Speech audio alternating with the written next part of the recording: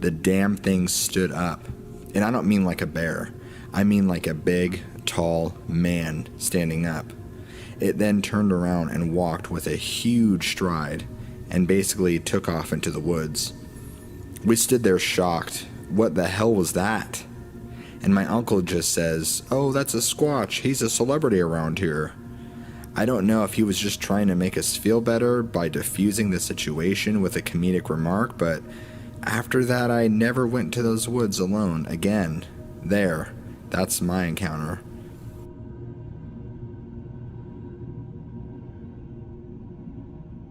The woods by where my father grew up have an old abandoned house, houses, I should say, scattered throughout the woods.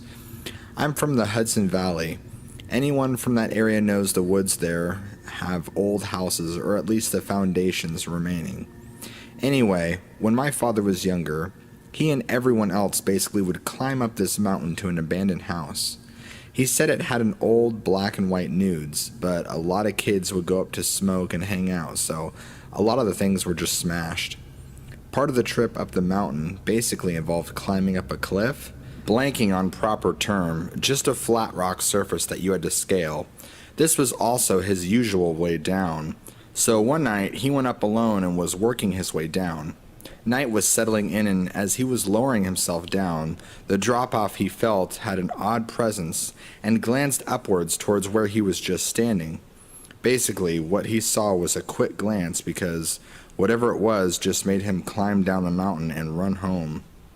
He described it as basically very tall, lumbering above him and covered in hair. It wasn't a bear, at least from the glance he got. Normally, you take things to your parents and tell you have some doubt, but after a recent trip to his mother's and her sharing some of his stories that he told, it just made it more believable. There's also that whole you'll see what you want to see, so who knows. I'm terrified of heavily wooded areas, to be honest.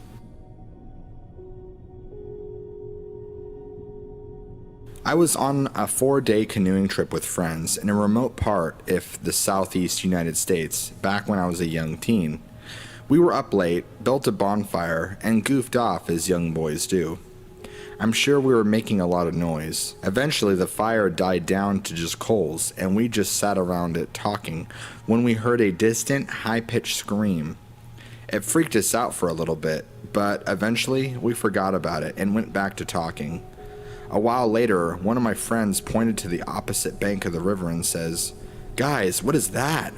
We looked, and standing there in the trees was a huge silhouette of some figure watching us.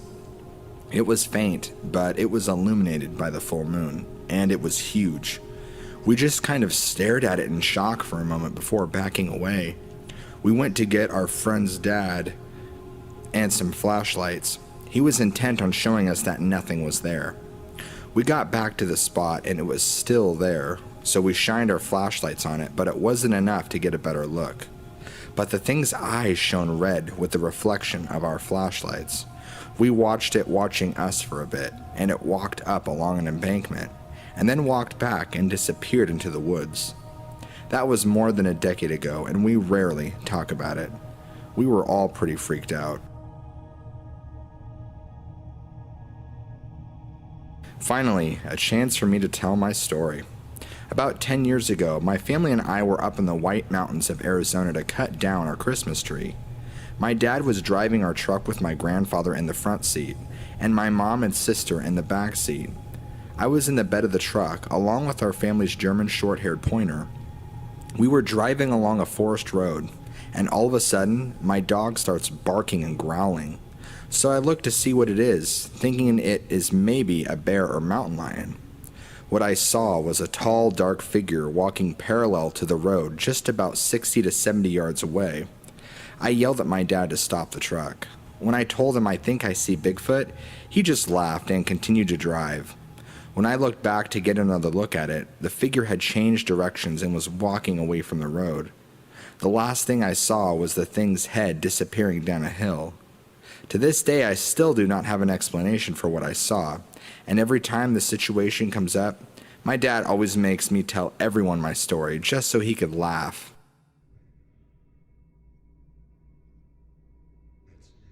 Didn't see anything, but heard. I lived in rural Massachusetts. To anyone who's familiar, that means miles of woodland with spaced out suburban areas in between. I was walking down my grandfather's logging trail, getting ready for his funeral. I'm also an avid mushroom collector, so I'm always walking slowly and staring at the ground. Friends hate me, basically. So I get to this cool little white-capped mushroom and stop to take a close-up picture of it. And that's when I heard it. The best way I can describe it is as if somebody with a lot of flesh on his knuckles were punching a tree. Now, I know what a deer sounds like when they stomp to protect their children and are smashing their antlers on trees. I've heard bear, fisher cat, moose, pretty much any animal in the western Massachusetts that exists. So, naturally, I looked up and freaked the hell out. It was so rhythmic. Thud, thud, thud. It went on for minutes at the same pace. So, being the curious person that I am, I let out a whistle that couldn't be mistaken for a bird. Right after my whistle, I hear a low, quick whistle back. My first thought is, oh, it must be some asshole logger scooping the land past the no trespassing gate. Ignorant, I know. So I yell out, "Hello?" pretty much as loudly as I could. Then, whatever it was, ran away faster than I've ever heard a human being run. And using my experience with deer, dogs, moose, and bear, I just assessed that I couldn't possibly rationalize it being a four-legged creature. I know that what they sound like running, and this was much closer to a two-legged creature. I'm 100% positive on that. What doesn't make sense, however, is that the two-legged creature that ran away from me, faster than any two-legged creature I have ever heard before, also sounded like it was at a minimum 250 pounds. The steps were loud and very frantic. A lot of people believe Bigfoot has a spiritual connection to the forest it remains in, and thus the creatures in it as well. I do not find it a coincidence that this happened the day of my grandfather's funeral. I ran all the way home, and I have never looked back.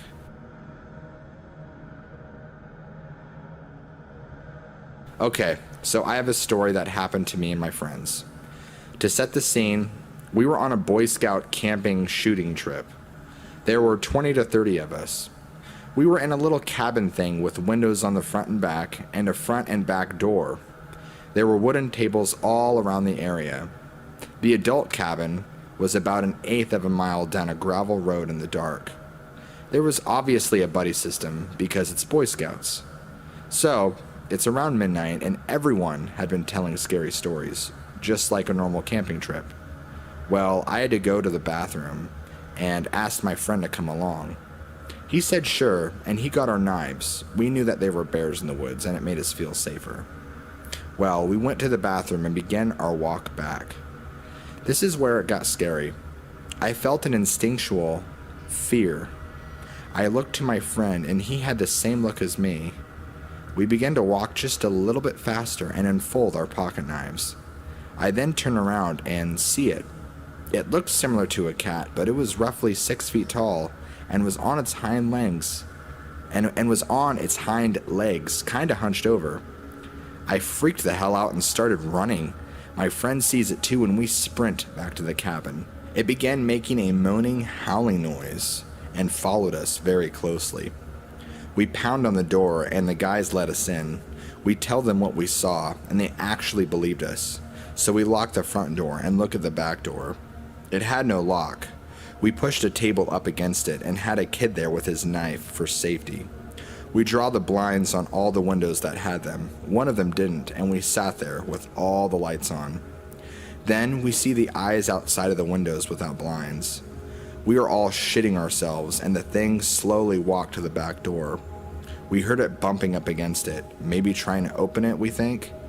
It then left, but we still thought we were going to die. No one slept that night. And when the adults came to wake us up, we told them, and they just laughed and said we were making it up. We know it happened, even if they didn't believe us.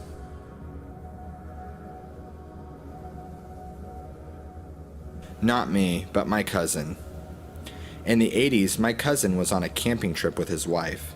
It wasn't a busy day for camping, and according to my cousin, the ranger told them that they were the only ones camping there that night. Anyway, so it's getting late, and my cousin said he spots something across the lake. He thought it was a bear standing, so he grabs his binoculars. It was sort of like a bear, but it was standing up on its hind legs. He said it wasn't a bear because it had a face, like a 70-year-old man, and the fur was longer than a bear. He thought maybe it was someone in a suit, but it disappeared quickly, whatever it was. He was so spooked and wanted to leave the park immediately. His wife thought he was being ridiculous, though, and just having an overactive imagination. She had brought a shotgun and insisted that they be fined if anything happened. Anyway, so that night everything is going fine until my cousin is awakened by footsteps. Now, his wife is still asleep at this point, but he doesn't want to wake her. He just tries to keep as still and quiet as possible. A figure approaches the tent. My cousin said he was positioned so that his head was on the corner of the tent. This figure leans down and gently presses its hand around the corner of the tent. So the figure is basically putting its hands around my cousin's head. I don't remember how long he said this lasted, but this figure eventually left. My cousin said it smelled like mechanical things, like someone working on a car, although he heard no car. Next morning, everything at the campsite was untouched. No problems at all. My cousin didn't mention anything about finding footprints. There wasn't any evidence that someone had been there. He eventually went and researched the area and discovered that their camping area is supposedly a hot spot for Bigfoots and such. He firmly believes that he saw some kind of Sasquatch. I'm not sure if I believe him. If anything, I always thought it was just a person messing with him. I actually have several other stories, but I didn't want to post to drag on, and I thought it would be too overwhelming. What convinced me was I saw it happen, and my cousin saw it with me. We were cruising through some rural areas in my cousin's car, and I want to say it was about 1 or 2 a.m. We weren't smoking or drinking, but just having a nice cruise. We went on this road that went through some heavy woods, but we did it before, so we had no fear. It was dark, of course, no moon, with just a slight sprinkle of rain. We were coming to this part in the woods where there was a street light, but it was an old light, and was starting to dim out. There used to be an old building there, but was torn down, but the light stayed up for a few years. Mind you, this was very rural, and no one lived nearby for maybe 20 miles, so it was extremely rare for you to pass another car, let alone another person at this time. It didn't help that the locals said, stay out of the woods at night. I was just looking out my window at the woods, and when we were coming up to the light, next thing I know, the car does a movie turn, like stomp on the brakes, do a 180, and freaking burn rubber the other way. I get weirded out and look back through the car, and I see the road illuminated by the streetlight, and I see this massive black figure beside the road. It takes one step, and it's in the middle of the road. Another step, and it's already on the other side. Immediately, I look forward, scared out of my mind, and look at my cousin, and I see the intense fear on his face. We don't say a word to each other, and he drops me off. I stay up till sunrise and finally go to sleep. Funny now that I think about it, we never talked about once, not after it happened, but yeah, we saw Bigfoot, and the locals do tell very similar stories.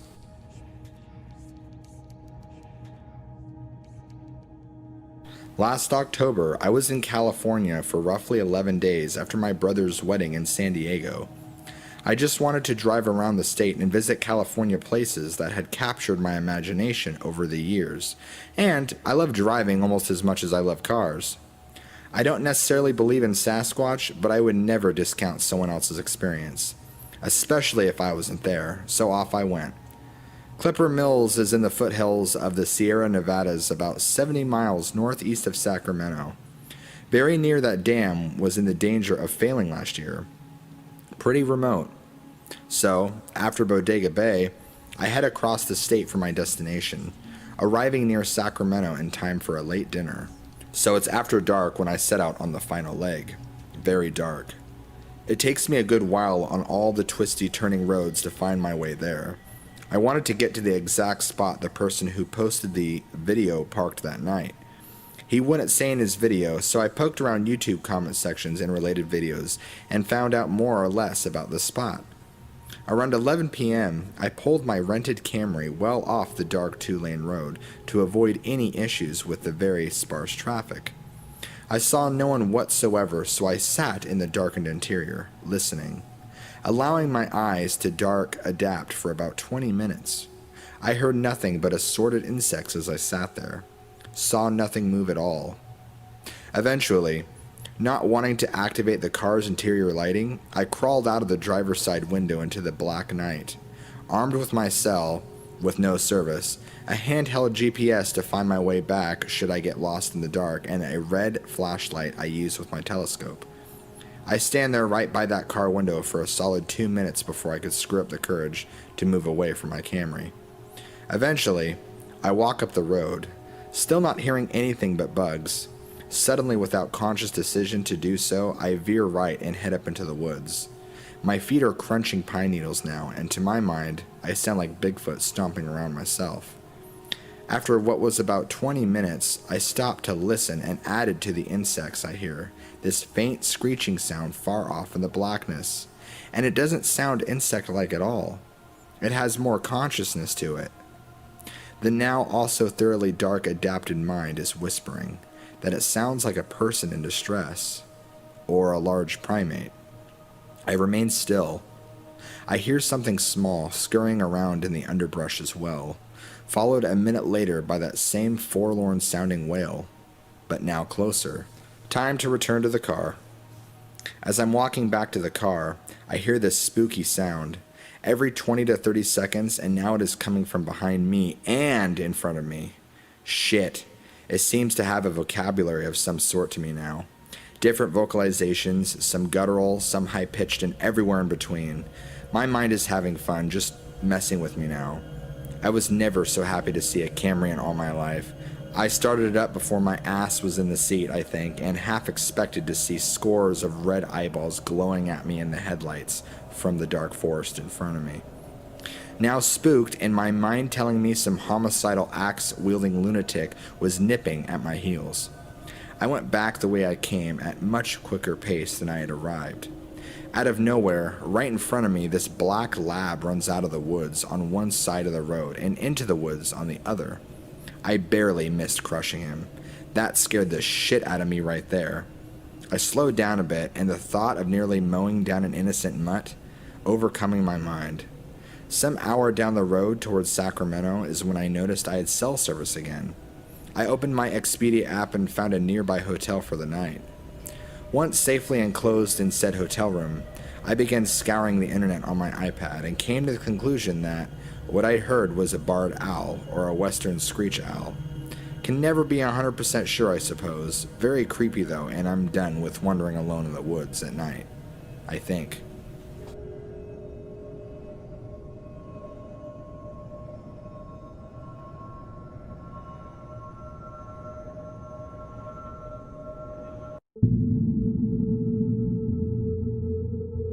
Are you ready for a bedtime story?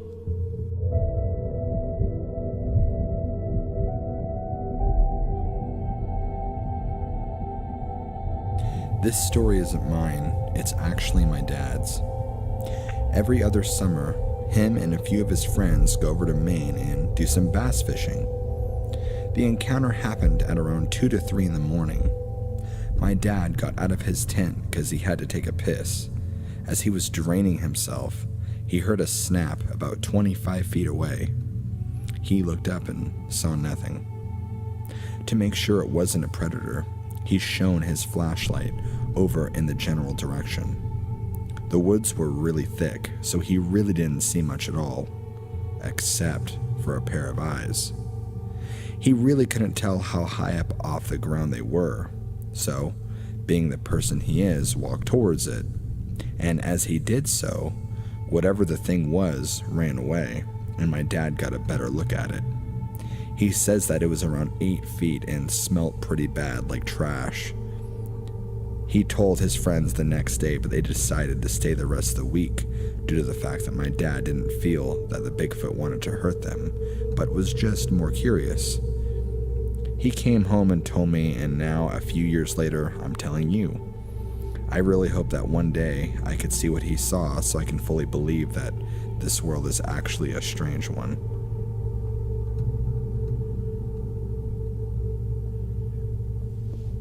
I have had a lot of paranormal encounters, but this is not my story. This is my mother's.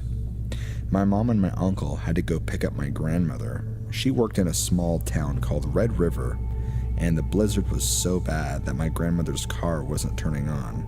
So she told my mom to pick her up and be safe because the roads were very slippery. My mom told my uncle to go with her, and they were at the Cuesta, New Mexico, and they drove slowly because the storm was so bad. While driving, a large creature started walking across the road. It was about 9 feet tall, and the creature had white fur and large teeth, and it just stared at my mother and uncle, and then it turned away and ran to the woods. They started talking about it, that they both agreed that it was a Bigfoot the next day, and my uncle went to the area. He found footprints and even took a picture of it. In the mountains of New Mexico, creepy stuff happens every day. It was the summer of 2015, and I was in 12th grade. Me and 2 other friends went on the camping trip in Alberta, Canada. The drive up was normal. We got to the campsite, and oh yeah, one of my friends, who we will call Jeff, brought his girlfriend, who we will call Jane. So when we pulled up to our camp spot, we unloaded our gear, then had lunch, and then we went on for a hike around 3 o'clock. We came back around 5:15. And for about 4 hours, we sat around the campfire telling stupid stories and other stuff like that. But this is when shit gets too real. We started to get the feeling we were being watched, which is weird because there was no one around us for about a whole kilometer. So we thought it just might be a fellow camper, so I yelled out, "Hey!" But no response. So we just ignored it. Later that night, I woke up to the sound of snapping twigs. I looked out of the tent curiously, and what I saw was a creature. About 20 meters away from the tent, it was about 8 feet tall with nut brown hair, and that's all I could really see in the moonlight. So I woke up my friend, and he went pale. He slowly closed the tent zipper and looked at me and said, "It's right outside." I told him that's impossible because it was just 20 meters away.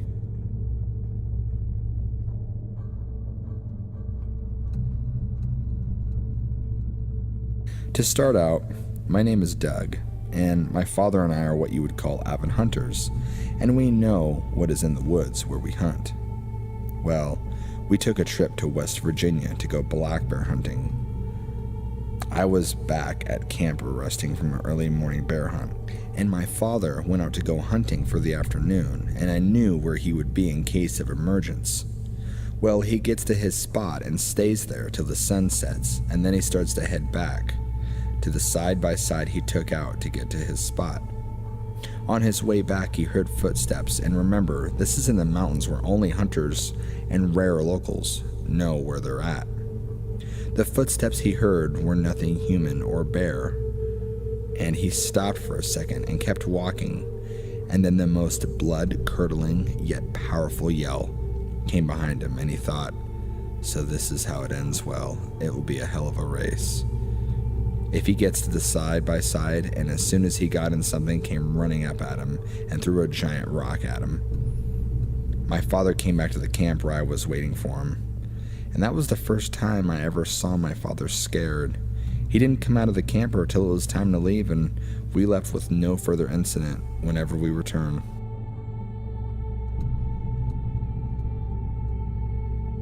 Let me start off with a few disclaimers. This isn't my story, it's a friend of my grandfather, and it's been a few years since I was told it, so the memory might be a bit hazy, and it may not be scary to most people, but I thought I would share it anyway. Also, if there are any mistakes in the story, I apologize. At the time of writing this, I was getting over a concussion. This story happened in upstate New York. My grandfather's friend was hunting with one other person. For privacy reasons, I won't use any names of the people in this story. Anyway, they came across a road and decided to split up going in opposite directions on the road. He perched himself on a rock and waited till about 4 in the afternoon, but nothing showed. At this time, he decided to meet up with his friend. Right when he got off the rock he was sitting on, he saw something walking in the woods across a clearing not far from him. The thing walked out of the trees, and it had its right side facing him. He didn't know if it was a bear or a person, and he didn't know whether to talk to it or not. He then decided to whistle at it. The thing walked away from him on 2 legs, back into the forest. It disappeared from his sight. It then walked back out of the forest, this time facing him. They stared at each other before the thing walks back into the woods again and out of sight. My grandfather's friend walked back down the road away from the thing he saw, where he saw his friend walking up to him. He asked him if he had been down where he saw the creature. He said he never went down that way. To this day, he insists that it wasn't a bear because it would have stumbled on 2 legs, and he swears it wasn't a person because they would have alerted him of their presence. He insists that it was a Bigfoot. And this is coming from a secondhand source, so you can judge on whether or not it's true, but I hope to find what he saw.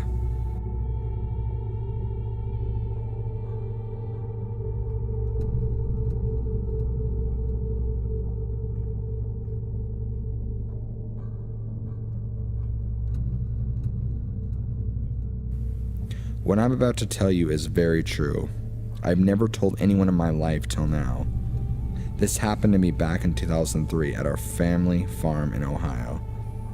It was mid-October, and my dad and I were on our way to the farm to deer hunt, as we always did every weekend. We arrived there around 5:45 in the morning. We sat in the truck talking and joking about who was going to see more deer or shoot the bigger buck like always. At about 5 till 6, we got out and got our gear on and headed towards the woods. As we entered the woods on the left side of the cow pasture, I noticed an odd, eerie feeling, which was normal for me, I guess, as the woods always gave me that feeling, even since I was young. My dad walked me to my tree stand and made sure I got in and situated safely. He told me good luck as always, and I said I'll be back at noon. He then proceeded to his stand a few minutes after he left. This overwhelmingly tingle came over my body, as if someone or something was watching me. At this time, it was still dark. I began to look around the surrounding timber, trying to make out silhouettes, but couldn't. I was beginning to become very overwhelmed with that feeling of eyes upon me. A few minutes have passed since I scanned the timber last. I tried once more since my eyes have now adjusted to the dark better. I look off to my left and then slowly towards my right again, and nothing. I try to calm myself and mentally say, "It's nothing, you're fine." All of a sudden, I hear a crashing coming towards me from the left, and my heart sinks as I look. It was a few deer running for what appeared to be for their life. They blow through the woods and don't stop as I hear them still crashing through the timber. At this time, I am only able to make out silhouettes and outlines of trees. I thought that it was odd, but maybe a coyote or something was after them and just shrugged it off. Maybe 5 minutes later, it's still dark, but dawn approaches. I then feel the hair on my neck stand up, and that eerie feeling comes back upon me. My heart starts to pound profusely. I hear heavy crunching of leaves and loud snaps of sticks from the direction the deer had ran from, which was the neighbor's property. On the left side of our woods is 100 plus acres of switchgrass and hundreds of acres of other woods. I look up and see what appears to be my dad walking towards me. Daylight is starting to break now, but it's still pretty dark inside the woods. I wait till what I thought was my dad got about 20 yards plus from me, and I quietly say, "What are you doing, Dad?" No response. It just continues to walk towards me. So I say a little louder, "Dad, what are you doing?" And still no response. I begin to say, "Hey, you know you're trespassing, buddy." But no response. And as it got to the tree that my deer stand was in, I noticed that it was not my dad. I begin to freak out. I look across the woods to where my dad's tree stand is, and I see his flashlight climbing up the tree. And that's when I looked down and seen this thing standing directly underneath my tree stand, looking dead at me. Whatever it was tall enough to reach up and grab my foot with ease. Mind you, I'm 14 feet up this tree.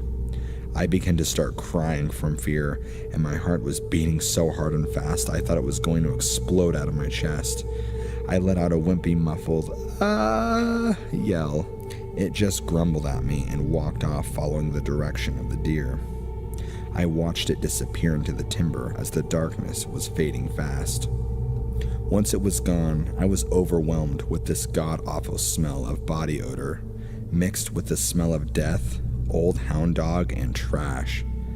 As the morning went on, the woods was dead silent. Not a bird, squirrel, or deer, nothing. I've never heard the woods that quiet before, ever. Once I calmed down enough to climb down and out of my tree, I ran to my dad and told him I wanted to leave now, that I didn't feel well, so we left. This happened to me when I was 15. I'm now 29 and I've never hunted our woods in the morning again. I will not be there after dark to this day, and I still have not told anyone till now. I do not smoke, drink, or do drugs. Never have I promised. This is a 100% true story and the scariest thing that's ever happened.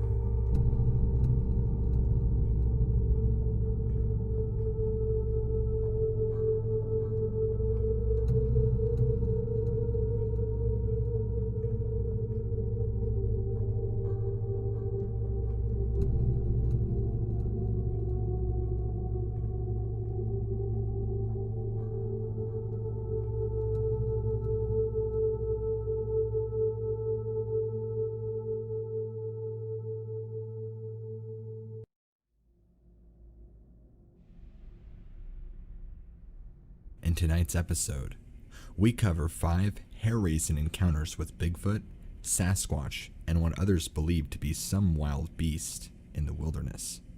From footprints found in the wintertime to having rocks and logs thrown at you, let the encounters begin. Story 1.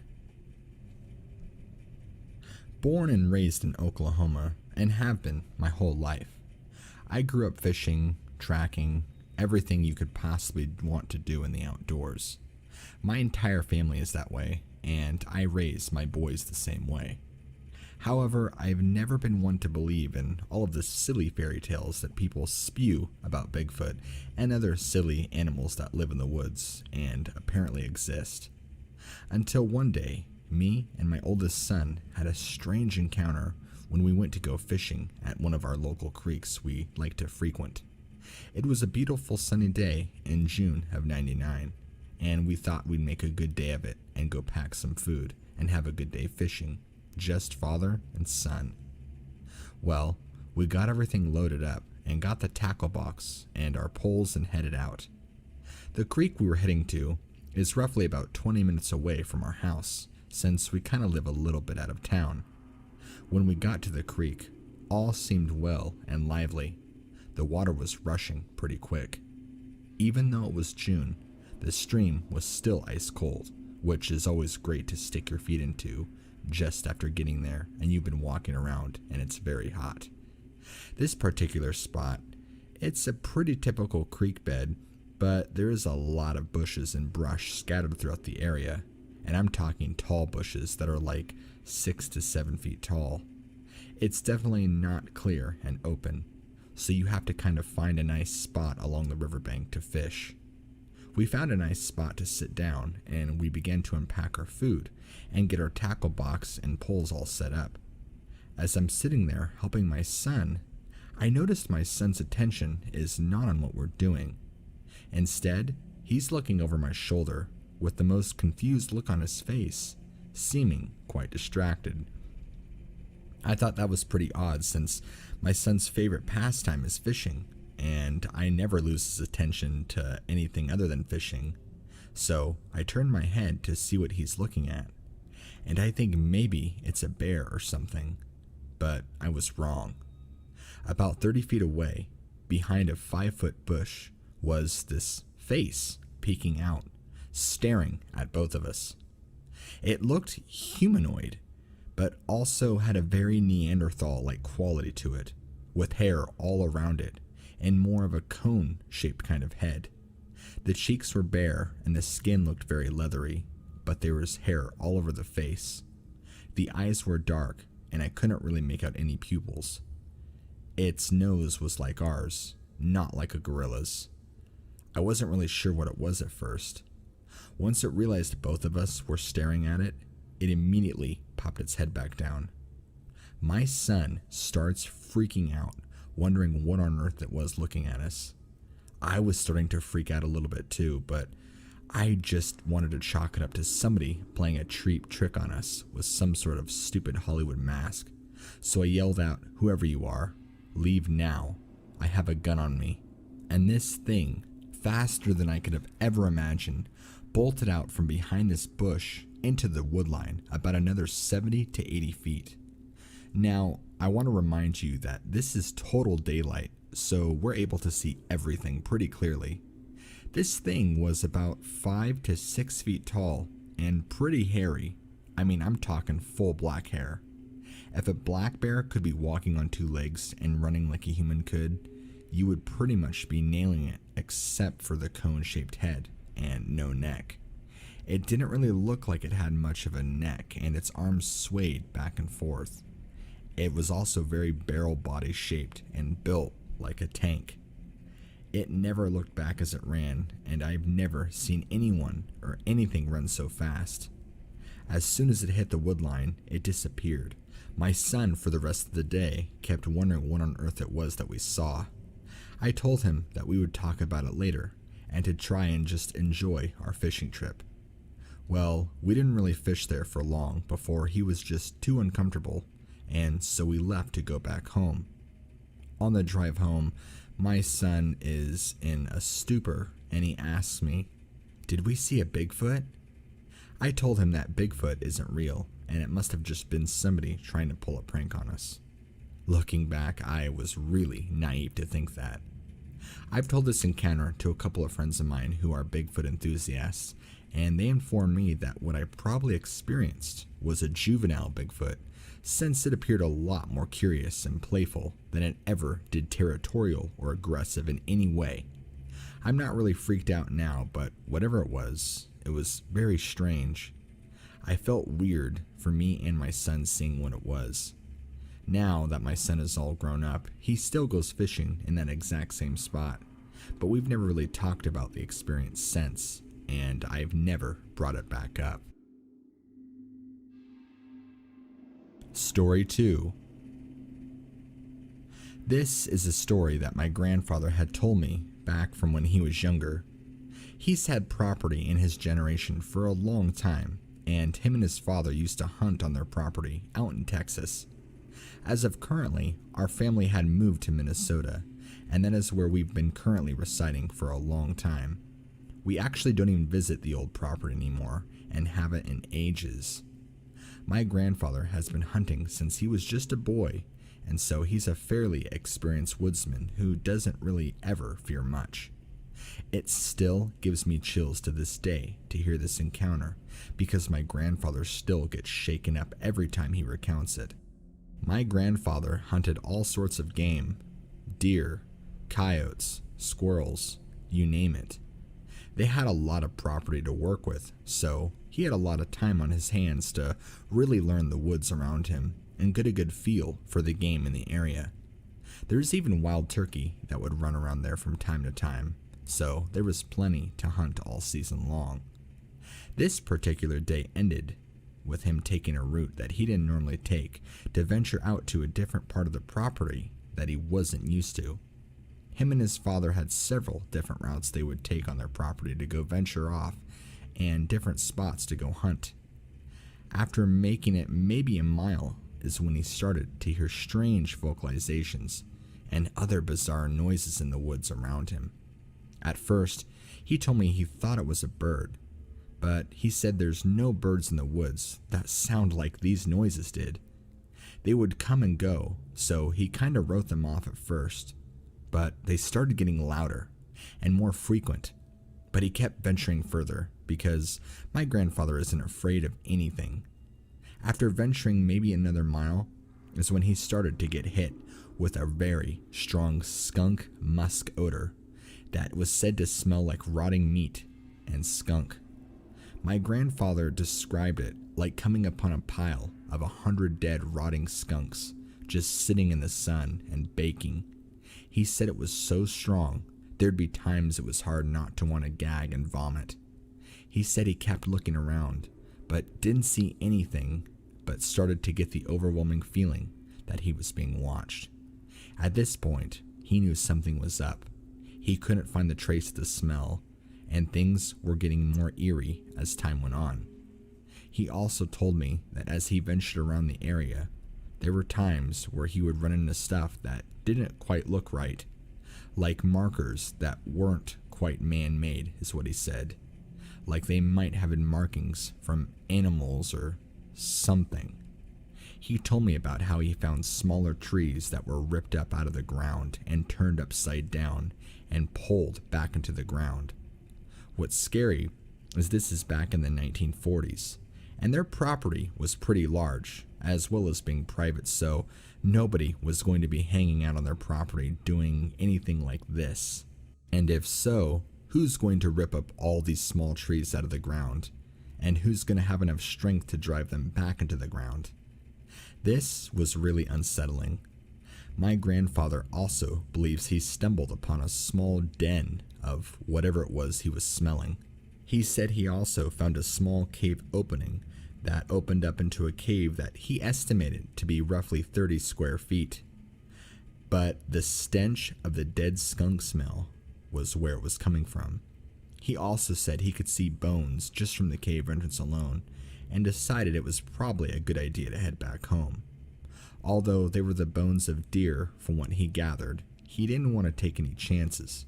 He told me that as he was leaving the den, he started to get an extremely overwhelming feeling of dread and felt the need to get the hell out of there. That's when he noticed rocks starting to be thrown in his direction. And I'm not talking about little pebbles.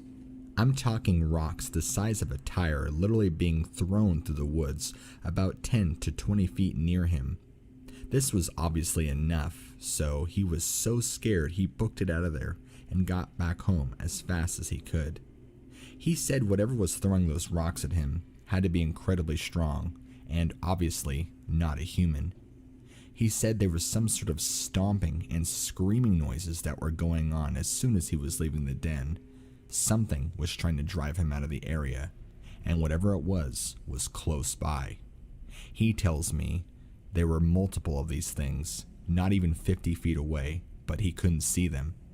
After that, he still continues to hunt on his property, but not near as much as he used to, and he never went beyond where he went before. He continued to stay in new areas. His father never said much about it, and I guess there was never really a whole lot to discuss, since back then especially, you'd be practically crazy if you ever brought it up.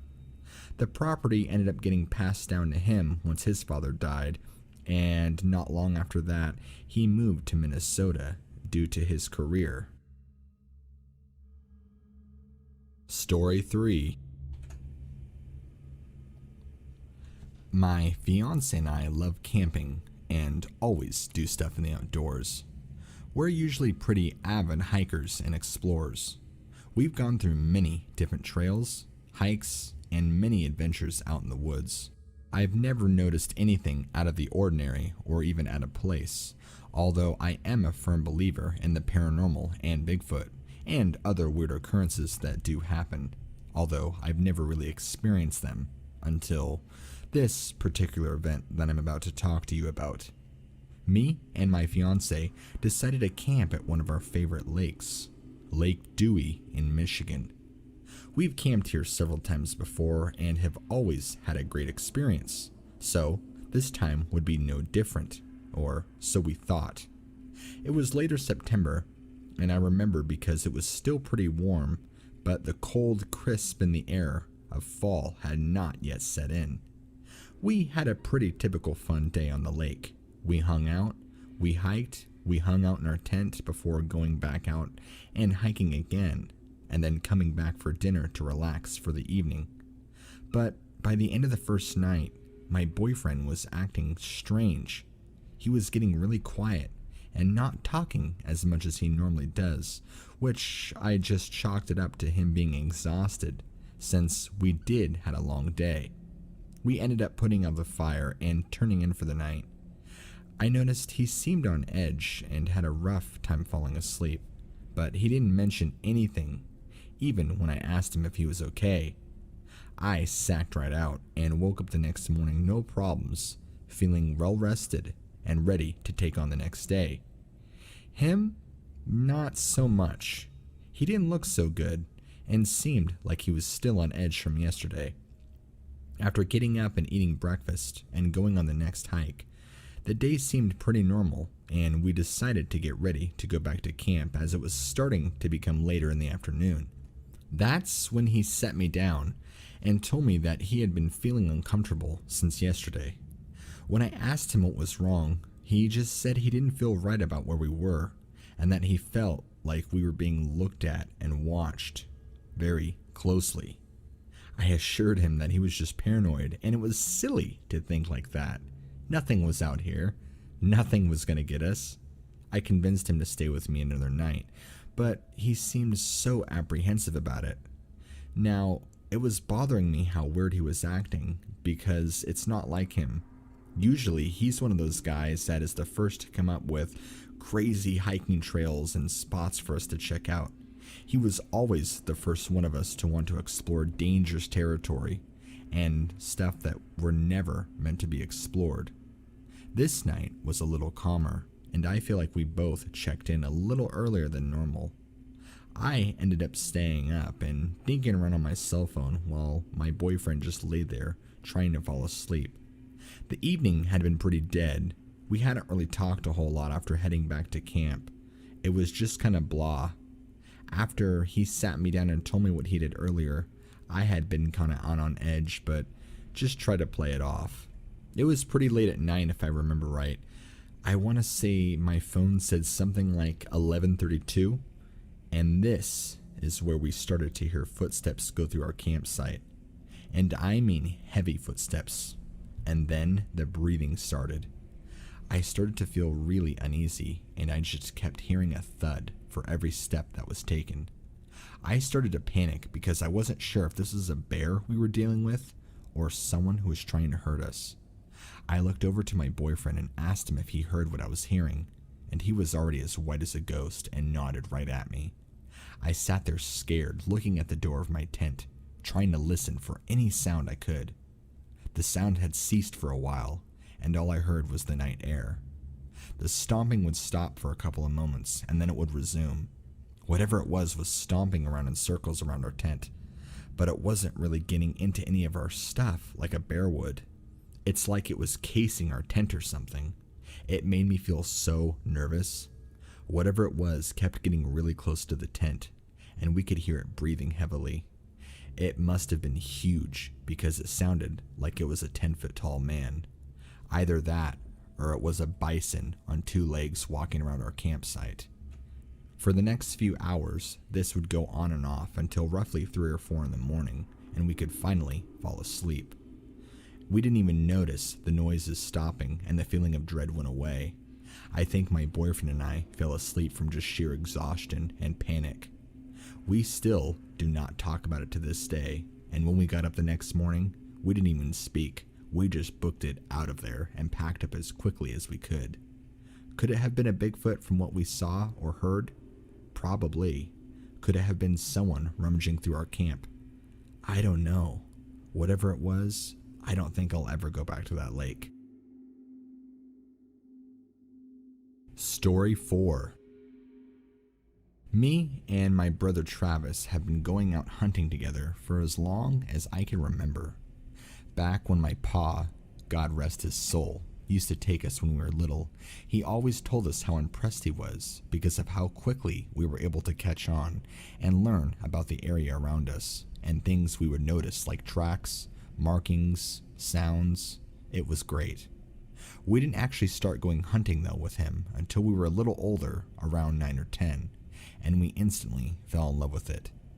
Our pa passed away from cancer when we were roughly about 17 and 16 respectively, since my little brother is only about a year and a half younger than I, and it just quite hasn't been the same since. So, to honor that, me and my brother make it a ritual to try and go out together every year and hunt and keep it going. The family line depends on it. Our uncle has had some property that has been passed down for quite a few generations that me and my brother and pa have hunted on for ages. These past 5 years specifically though, we had been going to different places to hunt, and it just wasn't quite the same as our uncle's property. So this year we had decided we were going to go back to our uncle's and give it a go. We contacted him and got the okay, and we'd shown up there in the early morning. Luckily for us, there's several different tree stands set up all throughout my uncle's property. He's got about 80 plus acres of just deep woods. We are in Montana after all, and a really nice cabin-styled house that we sometimes like to sleep in when we visit before we go out camping. Anyway, we knew this time the usual tree stands we wanted to hit. We got there that early morning and got all geared up and ready to go. It was clear my brother was going to take a stand about a half mile away from the stand I was in. We were both going to go in about 2 to 3 miles deep into the woods to get to this one specific spot we both knew of. It was actually a pretty good clearing, and there are many bucks and does that were usually sighted here, so we knew this was the prime spot. We got all ready and headed out to the designated spots we needed to go. I wished my brother luck, and he did to me as well. I climbed up into my tree stand once I made it and sat there and I waited. Usually, when I get to my tree stand, it's hard for me to not want to get totally relaxed and just be comfortable. I love it. I love it being out in nature and hunting. That's where I belong, and I've always felt so at peace. The sunlight was barely breaking through. It couldn't have been any later than 5 or 6 in the morning. I don't remember exactly. I thought it was weird though that I didn't notice any wildlife really teeming in the area as we had made our hike back to these stands. I didn't think anything of it at the time though. An hour had gone by and nothing. The woods were so unusually quiet, and all the life in it was gone. I mean, there wasn't a sign of anything around. I thought it was so odd. It wasn't long after that I started hearing weird noises coming through the woods. I couldn't really place a direction around me to where it was coming from. I just knew it was coming around me from close by. I just figured at first that it was a big buck finally coming through the area since it sounded so heavy. I kept hearing brush crushing and twigs snapping. The only issue is the heavy thudding and footsteps I was hearing didn't sound like it was coming from a 4-footed animal. It sounded like it was a heavy person, but it sounded way too heavy to be a person. I started to hear what I can only describe as whooping-like noises and other strange sounds. I started to get nervous. The sounds began getting louder and louder, and as I looked out of my tree stand to see if I could spot what it was, I locked eyes on it. Coming into the woods from the clearing not even 50 yards away from me was this giant hairy man. I quickly ducked my head down to make sure it didn't see me, and every step it took was a deep thud, and I could hear it wheezing and breathing hard. I heard it walk its way towards me, and then as it approached my stand and got close, it slowed down. I was so terrified I wasn't sure what to do. I gripped my rifle tightly, praying I wouldn't have to use it in this confrontation because I knew I wouldn't make it standing out against this thing. It slowly passed underneath me and kept on going. I waited for it to be gone completely before I even moved a muscle. It felt like an eternity. I quickly opened the hatch and got down out of my stand, and by instinct, I ran to my brother's stand where I knew he'd be. Only being half a mile away, I knew it wouldn't be too far, and if I can get past the thing that walked right under my stand, I would probably be okay. The woods were still quiet, which made me so nervous because that means it was still in the area. I made it to my brother's stand in probably 10 minutes or even less. He was also as pale as a ghost. I explained to him what had happened, and he didn't really say much. He just said we needed to leave, and so we hightailed it out of there. I've been hunting for years and years, and I've never seen anything or encountered anything like I did that morning. It wasn't until we got back to the truck that my brother was telling me he saw the same thing walking near his tree stand, and that he doesn't believe this creature saw him or even meant any harm. He's probably right, but it's something that I don't want to have happen ever again. It honestly scared me to death, and I haven't been able to go back to my uncle's property and hunt since. My brother was able to get over it and move on, but he will never talk about it. And since then, we found other areas and places to hunt on. I think we've kind of just collectively have decided to not go back, even if it is kind of an unspoken rule. Whatever's running around on my uncle's property, keep it far away from me. Story 5.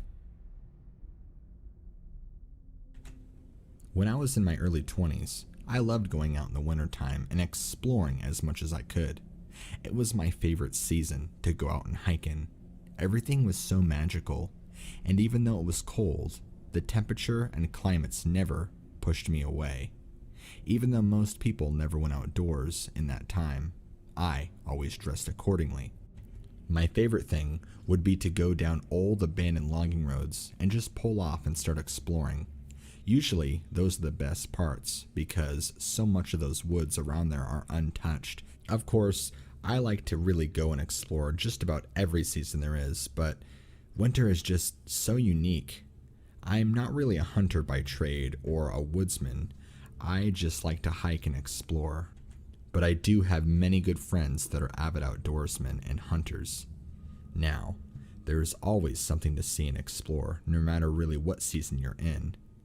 I often take weapons with me, like elephant knives and the such, just in case I would run into a bear or a mountain lion or anything that would put me in a bad situation. In this particular time, as I was exploring the area around, I came across what appeared to be extremely large tracks down by this little frozen river a few miles into the woods. I've always been pretty neutral about the whole Bigfoot phenomena, but this was amazing to witness firsthand. I don't know if really anybody else comes out this way, and if they do, I seriously doubt they're going to bring a fake foot imprint on the ground. This was a dried up old creek bed that looked like it had been not used for a long time, like maybe it had dried up years and years ago, because the footprints looked like they had been old and frozen.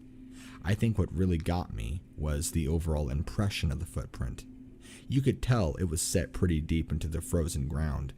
Now, these footprints weren't exactly in the snow, more so in an area where the snow was receding and the ground was still totally frozen, and it looked like the footprints had been there prior to snowfall.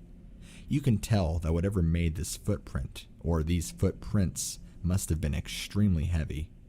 The footprints had easily been 16 inches or more, and were only faded a little bit, so they were pretty well preserved, but I think that was due to the cold, frigid temps. It was interesting to note that there were 5 clearly defined toes in the footprint, as well as no real arch. It was clearly a bipedal footprint I was looking at. The footprints loosely were around the riverbank and went into the direction of the woods. What's even crazier is the stride. The stride between the footprints was roughly 5 to 6 feet. What on earth would have that kind of stride out here? I didn't really feel like even trying to figure out what it could be.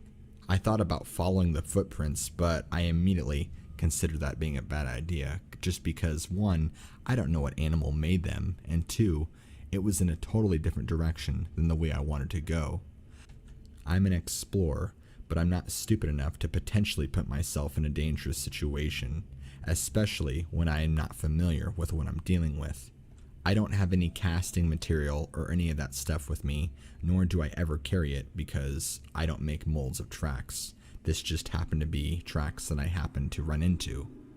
I ended up going back to my car sometime later, and driving back home I couldn't stop thinking about it. I have a few friends of mine who are close with me that are Bigfoot enthusiasts, so I brought it up with them, and they were ecstatic that I told them about this. Not only did they tell me I ran into Bigfoot footprints, but they also shared with me some of their own hair-raising encounters that they had out in those same woods. You know, at this point, I don't know if Bigfoots really do exist, but I definitely can say that those footprints are pretty unexplainable, and I have no idea what animal made them. Thank you for watching this video.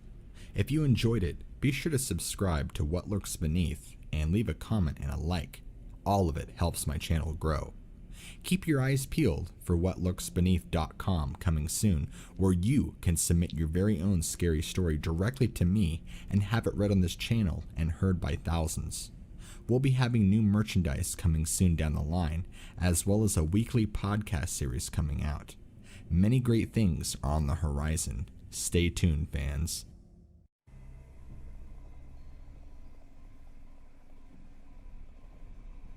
I've never given Bigfoot, or any supposed animal that doesn't exist, any real thought in my life. That is, until I went camping back in the fall of 2005. My place of choice was Mount Adams in Washington State. I do things pretty unethically and probably quite dangerous to most. I usually start off at a trailhead and go completely off trail, using only my compass to guide me back in the right direction. I was pretty good at doing what I do, so I know I wasn't too uncomfortable with the concept of the whole thing. I remember the leaves were just starting to change color, so this was probably earlier in October. I remember I had hiked miles and miles the very first day, set up camp, got up the next morning, went again for another 5 to 7 miles before toning it down that evening and settling down early. I had probably hiked at this point an accumulative 12 to 13 miles so far, and I wanted to make sure I rested a lot this very evening. What was really nice about the spot that I set up camp at is that I was only a couple hundred yards away from a rather large creek. This enabled me to use water for multiple purposes, including cooking with. That night itself went pretty normal. Everything was beautiful out. The stars were out, the sounds of the forest. It was wonderful, and I slept pretty well until the following morning. I remember waking up about 5 or 6 in the morning, or so I think, to some weird gibberish chirping sounds, probably about 200 or so feet away if I had to guess properly. The sounds seemed pretty distant, but close enough that I could actually hear kind of what was going on. These sounds sounded like people on speed talking as fast as they could. It was the weirdest thing. I remember thinking to myself, why would there be anyone out here? I'm at least 13 miles away from any trailhead. I just laid there though, with my eyes shut, trying to drift back off to sleep. But this gibbering sound is all I could think of to call it, kept going on. And finally, I got curious and wanted to see what was going on. So I got out of my sleeping bag and poked my head out of the tent. Now, from right where my head pokes out of the tent, I had a pretty clear view of the creek from where I could see, and there was enough trees and brush that I was kind of concealed, I guess you would say. Like if there was a bear or some predator at the creek, I don't think it would necessarily see me, but again, I had a pretty clear view. I remember I looked over in the direction of the creek, and I was stunned by what I saw. There were 2 humanoid figures, I guess we'll call them. One was black and extremely hairy. The other one was almost a pale white with a little bit of gray. The pale gray one was taller and larger than the black one. If I had to guess sizes, of course, just based around the rocks around them, I would say the black one was maybe 5 to 6 feet tall, while the pale gray one was probably 8 to 9 feet tall. The pale gray one was obviously much larger in girth and overall size. Even the muscle mass was a huge difference between the two.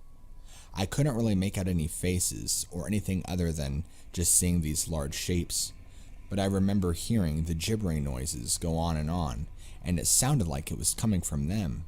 They were moving their arms around like they were lost in conversation with one another, and they were literally standing right at the bed of the creek. I was in such shock and disbelief, and so bummed out I didn't even have my Kodak camera or anything to take a picture of these things with. I was pretty sure what I was witnessing was two Bigfoots having a conversation or something like that. Although I don't know if you could really call that conversation. It was just these weird, high-pitched, gibbering noises that I guess would be their communication. I'm not sure. This went on for a little while longer, and I watched them out of curiosity. I never sensed any fear or felt anything bad. Just watched them sit there, move their arms around, and talk to one another. And then, before I knew it, they kind of just disappeared. They moved out of view really quickly, but the gibbering noises and sounds still kept going on, although I could tell it was moving farther and farther away. It's really crazy to me because I know that the Pacific Northwest is supposed to be known for Bigfoot, but I never actually ever believed in that, and I didn't think I would be running into any of them at all in my camping expeditions, let alone two. After they left, I got back in my tent and got everything ready to go, and I actually tried to head back to where I came from, just in case I didn't want to wander into their territory or anything like that. I have no idea what kind of animals those things were, and I didn't want to be on the aggressive side of any one of these things. Even though I wasn't scared at all, I feel like this whole experience just taught me to be a whole lot more aware of your surroundings and to be open-minded to the unknown. Even though there's things out there that are supposedly not supposed to exist, I saw with my very own eyes two of those things. I don't know if Bigfoot are supposed to be a type of people or an animal or even supernatural, but whatever they are, I must have been close to maybe a den or a village, or whatever it is that they migrate and live in altogether. I've told my experiences to a few friends of mine, and they actually tell me that it sounds like I encountered an elderly Bigfoot talking to a younger juvenile Bigfoot, which I thought was extremely interesting. I guess white and gray Bigfoots aren't as common, but I guess they are seen from time to time.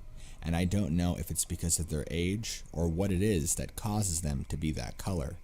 But then it was also interesting to see a shorter one, which would make sense that maybe that one was a juvenile that was talking to an elder one. Maybe that really did mean that there was a village nearby or something like that. I'm not quite sure, but it would make a lot of sense since Mount Adams, I guess, is kind of a hot spot for UFO and Bigfoot encounters, I later on found out. And like I said, I was at least 10 plus miles off of any trailhead. It would be impossible for really anyone else to be out there in a big hairy gorilla costume of any kind. There's no reason anybody would travel 10 plus miles out in the middle of the forest to do such a thing. And for what reason? Not to mention, those Bigfoot sounds were just not human. Hello, what lurks beneath. I'm here to tell you about several different experiences that I've had with Bigfoot or Sasquatch in my lifetime. Everything from having rocks thrown at me, to this thing charging at my trailer, to seeing this thing face to face. Back when I was in my earlier 20s, I want to say probably 25, I had gotten my first RV and decided to take it into some of the mountains down in California. Now, I drove that sumbitch all around, I want you to know that. I lived in that thing, and it was my baby for quite some time. But there were a few times that I felt strange things happen, or that there was maybe a strange presence outside my RV, if that makes any sense. The time that really stands out to me in particular was there was one night that I was sleeping in my camper when I started to hear these little pop, pop, pop sounds against my trailer. Then they started to get louder and heavier and start turning into thuds. Then I realized that I was having rocks and pebbles thrown at my trailer. What the hell? I thought. I'm out here in the middle of the woods by myself at 3 in the morning. I'm pretty much butt naked, and I run outside my trailer and look around. It's pitch black, and there's nothing but the stars in the sky. There's no person, there's no sounds, only crickets. I'm not sure what on earth was pelting my trailer, but I walk over to the side in which I heard the noise, and there's a bunch of rocks and pebbles all along the base of the RV, along with little dents from all the rocks being thrown. Something or someone was throwing rocks. I want you to keep in mind that these kind of events happen to me all over the state of California. There was really no specific location that these things happened or didn't happen. They would just happen from time to time, some worse than others. There would be times where I'd be hiking out in the woods by myself, and I would hear wood knocking, screams, and other really strange sounds that I couldn't quite explain. Actually, if you get on YouTube right now and type in Bigfoot screams, I believe there's an audio clip that's taken from Eastern Oregon, at least I think. If you listen to that actually pretty closely matches what I would hear sometimes off in the woods, along with the wood knocking. Another time, I was hiking alone, and I'm pretty sure I stumbled into these things' territory by accident. I remember I had passed several, what they would probably indicate as markers. These were trees that were literally ripped and uprooted out of the ground, turned upside down, and broken apart and in pieces. It was the strangest sight. If any of you want to know what I'm talking about, simply go to Google Images and look for Bigfoot markers and Bigfoot upside down trees to get an idea of what I'm talking about. I didn't believe that those things could happen like that, but unfortunately, when you come face to face with these things, it's an unfortunate reality. I had walked past these markers a little ways and noticed the wilderness around me go dead silent. And that's when I started to feel a little uneasy. I was right next to a ridge, and something in my gut told me to look up. And at that top of the ridge, maybe 20 feet away from me, was the largest, what I would call Bigfoot, that I could ever have imagined seeing in my life. This thing was a behemoth. It was massive. Not only did it have the largest barrel body I've ever seen, but it looked like a silverback gorilla on steroids. I'm talking easily 9 to 10 feet tall, and I can't even measure the girth because it was just so massive. The muscles itself were humongous. But the most haunting part of that whole experience was the intent look that it was giving me. It had a very Neanderthal looking face, a very pronounced brow ridge, and large nose and lips. The eyes were dark, but not pitch black. I can kind of see them from only about 25 feet away.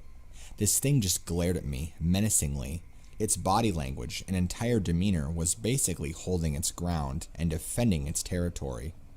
If I had to summarize the way it was looking at me, it was basically telling me to leave now. You bet your sweet ass I wasn't going to be trying to challenge an animal this large. Hell no. Anyway, I just wanted to share these minute details with you, and in the future, I might go ahead and send you a really full, in-depth encounter that I had in Colorado. What I'm about to share with you now is my actual father's encounter that he had back when he was in his 20s. Yes, when I mean my actual encounter, I'm talking about me, what lurks beneath, my father's actual Bigfoot encounter. He's told me about it many times growing up, but I thought it would be really cool to share with you guys in a Bigfoot Encounters video. So, this is my father's encounter. Back in 1973, it was around summertime. This occurred in the outskirts of Davie, Florida, where much of the land at the time remained undeveloped, except for the thousands of acres of orange groves and citrus fruits. Reportings at the time on the news talked of a skunk ape.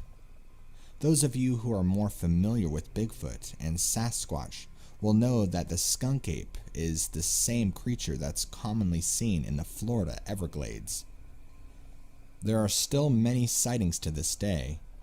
I was out at my cousin's place, who lived in a groundkeeper's house for the orange groves around. We were out in the thicket of the Everglades. There was only one road at the time that extended about 25 miles, which connected Highway 27 to Alligator Alley going east and west. Like I said, I was with my cousin Gary and 3 of my close friends. It was roughly 8 p.m. and it was fairly dark outside. We were just hanging out and talking when out of nowhere, our nostrils get assaulted by this foul-smelling odor. The only way I could describe it was a grotesque, strong musk-like odor. I've smelt skunks in my day, and even though the potency of the odor was the same, this smell was distinctly different, but still had that wild animal smell to it. The smell freaked us out because, in our minds, it instantly went to skunk ape with all the recent reports on the news. Let me give you a better layout of the property. My cousin Gary's house was surrounded on all 3 sides of orange groves that extended for miles out to the Everglades. Other than that, he had a long front yard with a driveway that led right to the road. We started hearing commotion and rustling out in the orange grove somewhere out of the darkness. I would estimate it being close by the house. The smell started getting stronger, so we all got up, turned on the outside lights. Whatever it was out towards the backside of the property. It was beyond the realm of light of the yard, and was remaining hidden in the darkness because it did not want to be seen. We all armed ourselves with guns. We had rifles, pistols. We were ready to take this thing out. My cousin had a high-caliber elephant gun. He also had a .30 caliber machine gun, semi-automatic as well. One of us had a .22. Another had a .357 Magnum.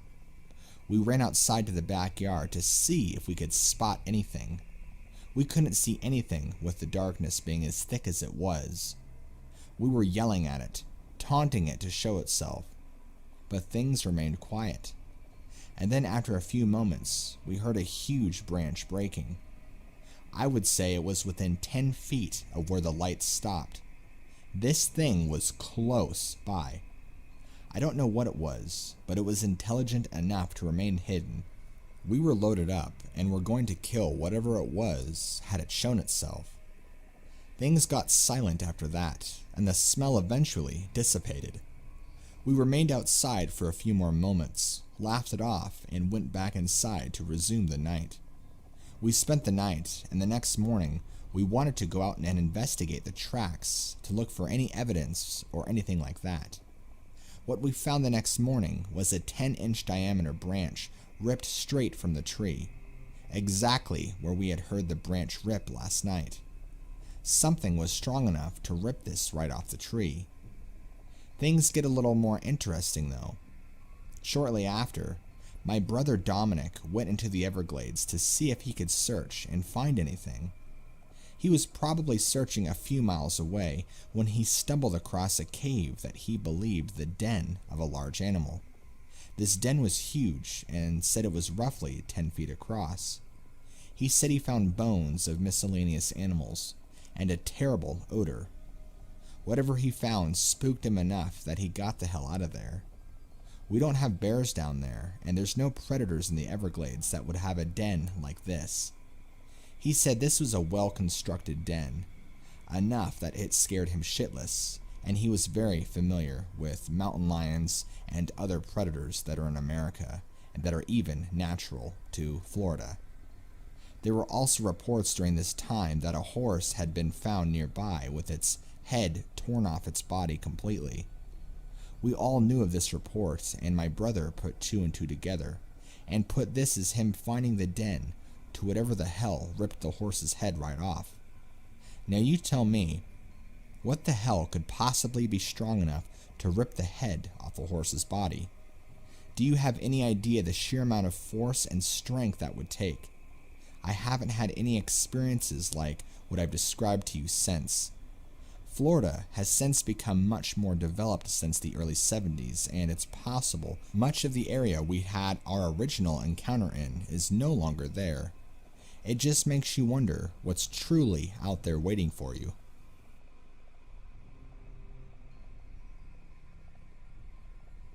My wife, daughter, and I went camping over the holiday weekend.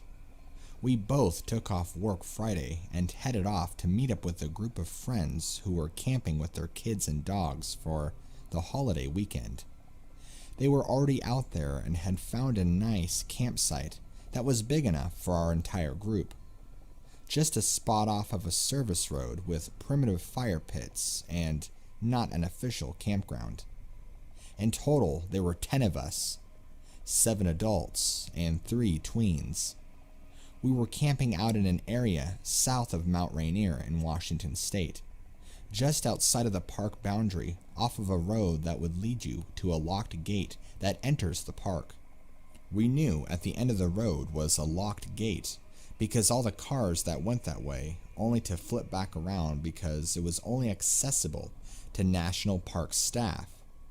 We set up our camp in a flat area that would fit our 2 tents that they had racked up for us prior to arriving. It was a bit closer to the road than their tents were, and they had set up their tents much further back. Once camp was set up, we hung out with our friends while the kids played and had dinner around the fire. Just friends hanging out, having drinks, hanging around the fire, and all was great. We stayed up pretty late, and everybody was getting tired and cold. Slowly, everyone faded off to their tents and to bed. My wife was cold and went to warm up in the car, and then proceeded to fall asleep in the car.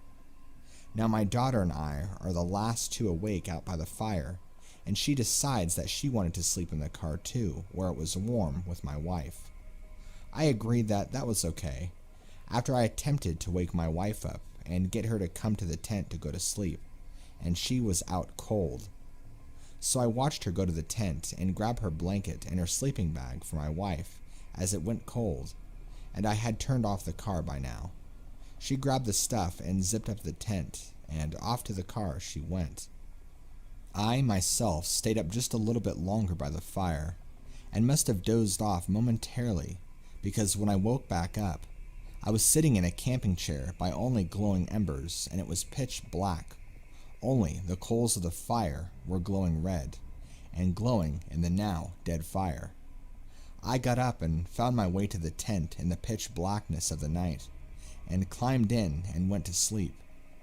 I was exhausted and fell asleep as soon as I hit the sleeping bag. Around 3:30 in the morning, I wake up to my daughter's tent kind of rustling, and what sounded like 2 female voices talking really softly. I listened intently, trying to hear what they were saying, but I couldn't really understand anything. There were no real discernible words coming out, just mumbling, then silence. I figured it was just my wife and daughter finding their way to my daughter's tent, not wanting to wake me up being loud. Figured my wife was just going to sleep in the tent with my daughter. However, now I am upset because my back is killing me because the air mattress is now flat and airless. As I lie there in what I can only describe as dead silence, I hear cracking like sticks breaking or popping, so I assume it is the fire still hanging on somehow. Then I hear something moving around towards the front of my tent, and it stops. Something is directly outside the front of my tent. I can feel it, I can sense it. So I slowly raise up to a seated position and hear something breathe in and exhale a large breath. This is the heaviest breath I have ever heard, and it was followed by what I can only describe as a very loud huff, as it was from a horse or a cow or some very large animal. I sat there frozen with fear, trying to rationalize what it is I'm hearing, and it stopped. All I heard was one deep inhale and exhale and that huff sound. Then everything went silent. What followed next is an owl hooting just a little ways off back from behind the area our friends' tents, and after that I heard nothing else. No sounds at all. No fire popping, no sticks cracking, nothing. I stayed there, sitting up frozen with fear for what seemed like forever, until I could tell the sun was coming up and that it was light out now. I mustered up the courage and go outside and check the ground in front of my tent. And that's when I noticed my daughter's tent unzipped and empty. I panicked and rushed to the car, and there in the car, sound asleep. I see not a single track, nothing around our tents, and everyone else is about 20 to 30 yards away in their tents. Now I am freaking the hell out. Who did I hear talking? Who was skulking around the tent? What the hell was that breathing in front of me and huffing outside my tent? What opened my daughter's tent zipper? Surely there's an explanation, and I sit out there for at least an hour getting the fire going as our friends begin to get up and move about. They slowly make their way out to the fire, and I immediately start asking them where they were and were their dogs all night. Did you let them out? Where were they? Were they sniffing around the tent?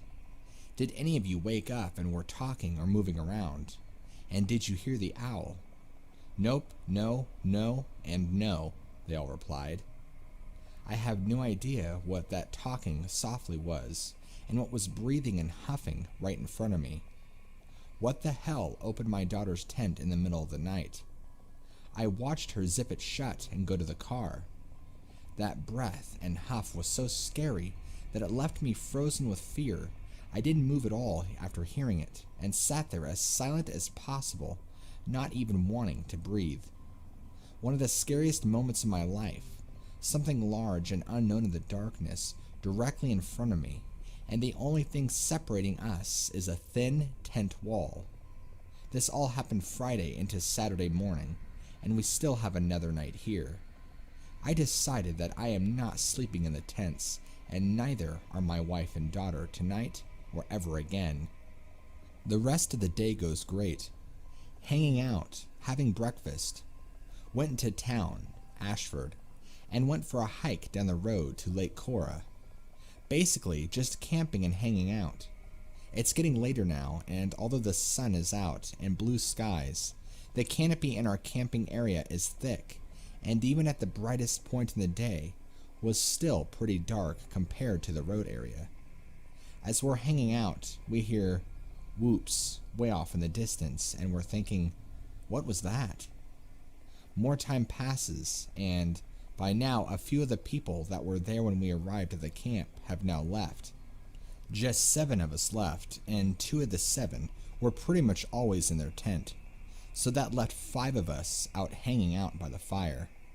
That's when dusk crept in, and my buddy began working on dinner for all of us. As we sat there, from off in the woods between us and the park boundary, towards the creek, we hear these blood-curdling screams and wood-type howls that everybody heard. We all stopped talking and fell silent, and we all began to ask each other, what the fuck was that? We heard this about 4 to 5 times. It sounded like a woman being murdered, and a howl type of sound, I don't know. I know sometimes a cougar will make a very similar sound of a woman dying, but this sounded nothing like that. Then came a few tree knocks from the same general direction. Is someone messing with us out here? Everyone was thinking. Keep in mind, it is a holiday weekend, so tons of campers within a 15-mile radius. So I call my buddy over, and he hadn't heard the screams because he had been cooking on a skillet and had a propane lantern in front of him and behind him, and they are loud. We stand there and listen and don't hear it. We decide, okay, we will do a tree knock back closer to the road that divided us from where the area we heard these vocalization and knocks from. That is when we heard it. I got a chill down my spine to my core, and the hairs raised up on my arms and neck. We both looked at one another and at the same time asked, "Did you hear that?" I asked him what he heard, and we had both heard what we can only describe as monkey/gorilla sounds you would hear on Discovery Channel or something. It was like ooh, ooh, ah, ah, ah sound. It was far off, but deep and rumbling, unlike you would hear on TV. I want to say it was like directly focused at us. I only say that because the other people were sitting behind us, maybe only 10 feet away, and they didn't hear it, only us. Now we are freaking the hell out, and nobody is sleeping in their tents. We don't want to say anything and freak everyone else because, at this point, they are already all on edge. I have been hiking and camping here in the Pacific Northwest for almost 20 years now, and have never experienced this while camping out with my family and friends. I am 39 years old from East Coast and have been shot at and chased growing up in the ghetto. I am a former U.S. Army infantryman who has spent countless nights in only a sleeping bag in a dugout sleeping hole and in tents. I am now afraid to ever sleep in a tent again after this weekend. I have never really ever felt fear like I did that first night in all my time in the forests out here, except when I was a kid in the woods back home.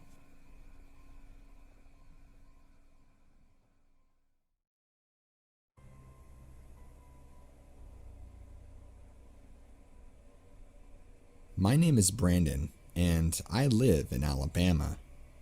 I'm about 14, and this story takes place in the year 2008 or 2009. I'm not really sure, I was quite young. So at the time, I lived with my grandmother and grandfather, which I'm not going to say exactly why. So we were beginning to move, and we were doing things around the yard, putting grass around the house. We had a few people helping my grandfather and grandmother, while me and my brother played around in the street and around the house, since it was not a very big house, but big enough for us to have a deck on it, and the back of it there is a small patch of woods just behind the house. So, me and my brother were just playing, and I don't know, I just felt like something was off around the woods behind us, like something was there, keeping an eye on us, watching us. I would hear sounds of leaves and branches moving. Maybe it was the wind, maybe not. Maybe 40 or 50 minutes later, we were pretty hungry and thirsty, so we ate and later on went back to play. So when we got back, we went to play, and about 10 minutes had passed. I totally forgot about the woods, and the sounds I had heard stopped. I stopped and just looked to see if I could see something, and I walked over there. Not really close, but close enough, and still nothing. It's like whatever was in there just stopped, so I didn't want to think about it even more, because I got paranoid easily and left, and didn't go back over behind the house. The next day, there was only a little grass left to cover the house, and the sun was setting, and I didn't remember to avoid the back of the house unless necessary. I was playing, and walked behind and stood. I had a feeling and that something else was there with me. I turned to my right, and I saw this big animal or something, like a werewolf or some sort of upright dog with yellow eyes, looking at me, laying on the ground. I stood there for a few seconds and then ran to the front of the house, telling my grandparents what I just saw. Well, neither of them didn't believe me and told me to keep playing, so for the rest of the time, I just sat at the front of the house thinking that's what it was. I still don't know what it was or if it was there at all, and before I moved there, I swear I heard things outside in the woods, and sometimes I've seen things.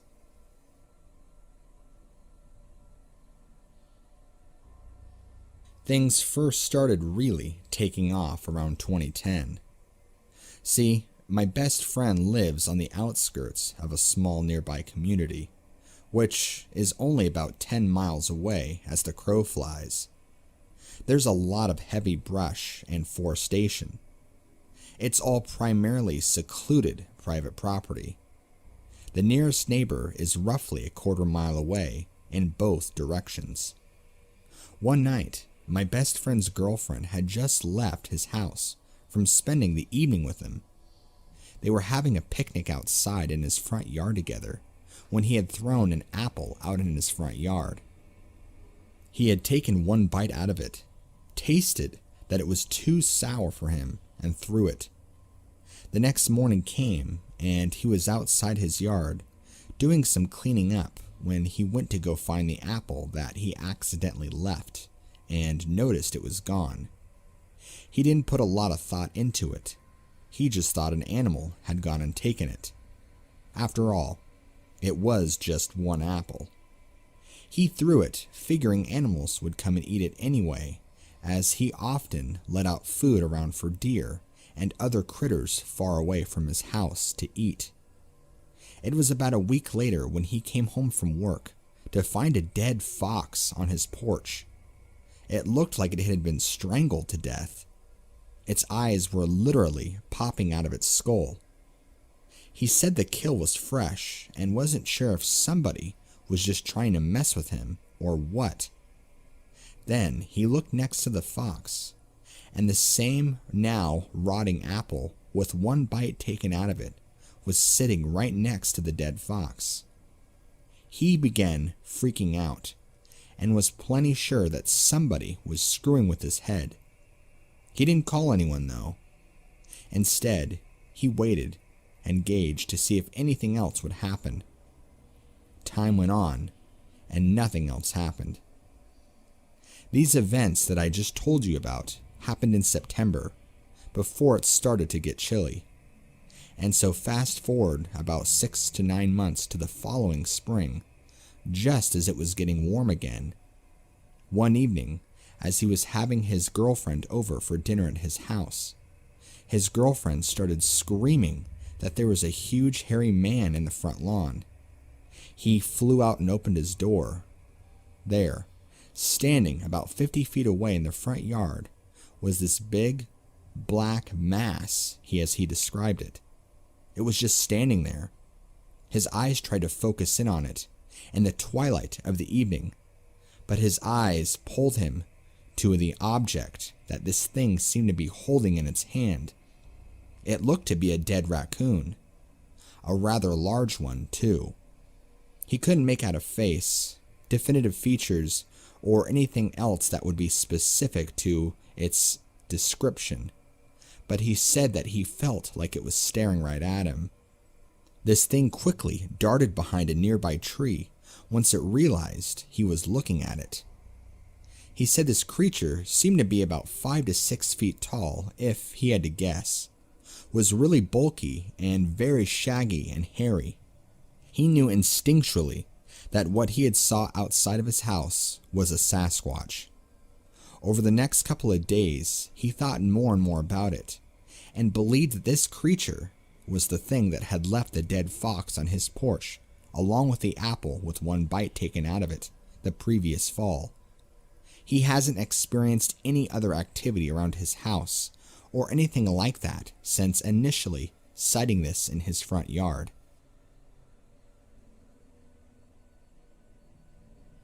Hello. I have a few short experiences to tell you about.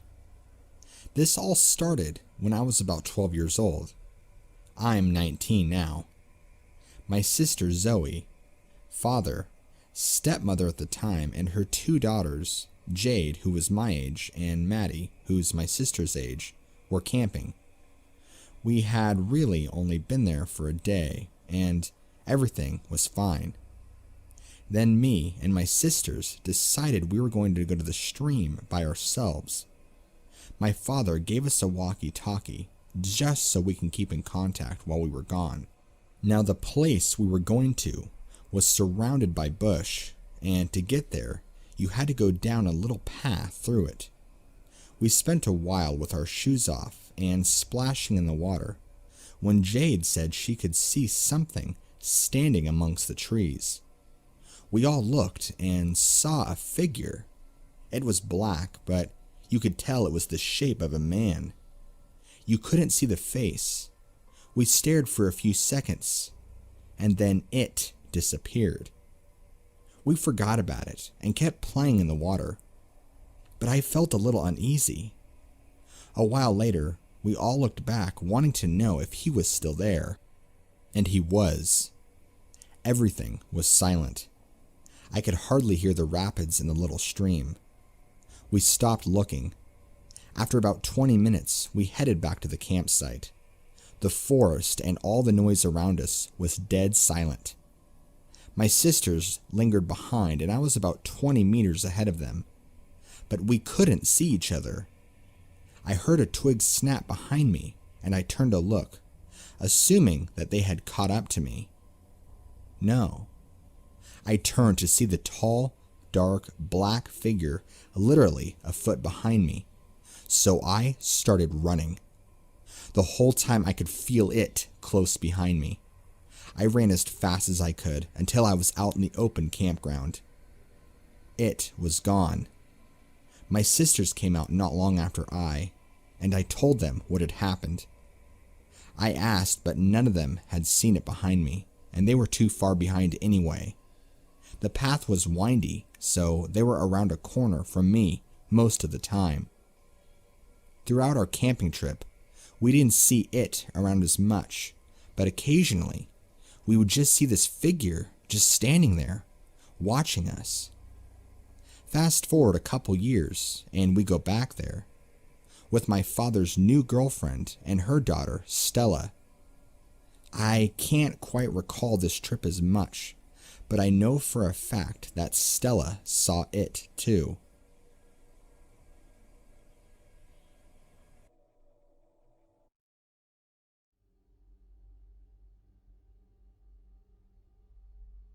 Bigfoot encounters. They come in all shapes and sizes. But tonight's special episode features what's known to many residents in the area of Michigan as the Lake Dewey Monster, strongly believed to just be another Bigfoot, or maybe perhaps something more nefarious. This episode features 12 encounters from this area, detailing the beast that lurks in the wilderness and the swamps there. There are a few instances of stories claiming to have sketches and pictures.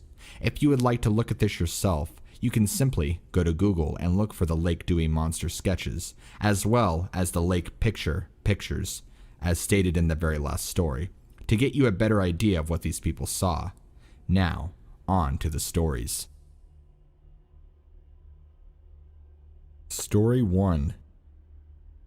On Friday night in late August, several people called into the sheriff's office claiming they had heard a large explosion. One call came in from the 5 Mile Corner Store gas station. The other was from a payphone near the same area. The police were dispatched to the area after a brief search located a small glowing fire and billowing smoke. They followed it to an isolated area on Priest Street where they found an overturned car on fire. The car was entirely engulfed in flames. An approach was made for rescue, but no one was seen inside. The fire eventually put out, though the car was burned to the bone. The area was cordoned off while deputies investigated. Eventually, the car was identified to belonging to a man from South Bend, Indiana, who told the police that his brother had borrowed it. Shortly afterward, the police were notified by a local Mildred Whitting Moore. The 2 teenagers were in her house after being in an accident. Police interviewed the couple, Roy Townsend and Jay Arndt, both from Hillsdale, who were both in shock.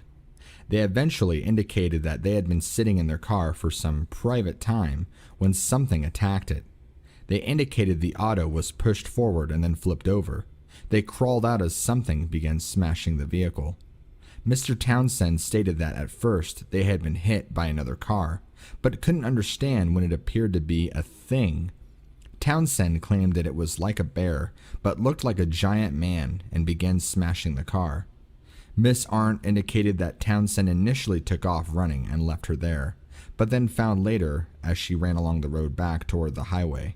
She indicated that she was still very angry with him, but even more scared that this thing would catch up to them.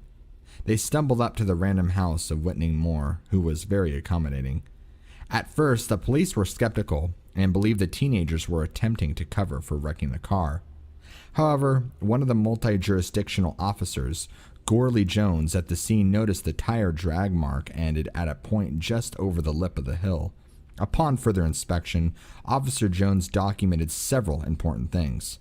First, the skid marks continued over the hill, which indicated that the car's wheels were locked and the car was moving at a constantly slow rate of speed as it continued up the small knoll. Secondly, the tread marks were clear and articulated at the pivot point where the car flipped, indicating it had been lifted as opposed to suddenly going airborne. And third, if the car had flipped over as a result of losing control at high rate of speed, it would have gone airborne at the peak of the hill rather than after descent down the slight incline. At the time, the other officers ridiculed Jones. Additionally, his immediate supervisor rendered his observation as irrelevant and that it would lend no particular change in the outcome of things. Townsend and Arndt did not sustain any remarkable physical injuries, but their parting was not amicable. Officer Jones indicated that the next day, in the light of the sun, he searched the area, and he indicated in his report that the brush and grass going to the woods and lake had been obviously disturbed by something. He also indicated he found no footprints, but added that soil is dense with crabgrass or stone to the waterline. An elephant would not leave footprints there. Story 2. On a late September evening in 1962, 4 friends from Chicago were returning to the Twin Lakes cottage their parents had rented for the month. They were coming back from Grand Haven, where they had supposedly gone to see the open of a musical fountain. After approximately a 2-hour drive, they found themselves some 15 minutes away from Twin Lakes, as traveling along the unpaved gravel road of Dewey Lake Street. As they slowed down through a narrow stretch of gravel road that navigated between the swamp on the eastern stretch of Dewey Lake Road, their headlights suddenly fell on what Randy Imes claimed looked like a giant tree growing in the middle of the road. Imes indicated that Terry Jones stopped the car, considering what to do, at which point the tree turned around and looked at them. Jones recalled the animal towered over them standing in the road. Then it just casually walked over and into the swamp on the north side of Dewey Lake Road and disappeared. The girls were screaming so loud, and they did not stop until we got almost back to the cottage, Jones remembered. I was worried about getting past that thing, so I didn't stop, but I do remember seeing that it just walked into the swamp and into the dark. Randy Imes remembers, I really wanted to go back the next day in the daylight, but I have to admit, I was scared to be caught up on that road again if it did show up. Years later, I did go back when we were up there on vacation. The road was paved by then, but it did not make any difference. That place was scary, even in broad daylight. Story 3. On a Sunday night in late September of 1962, 5 children were playing in Glenwood, Michigan. They had finished watching their favorite television shows and gathered together searching for a fabled Luna moth.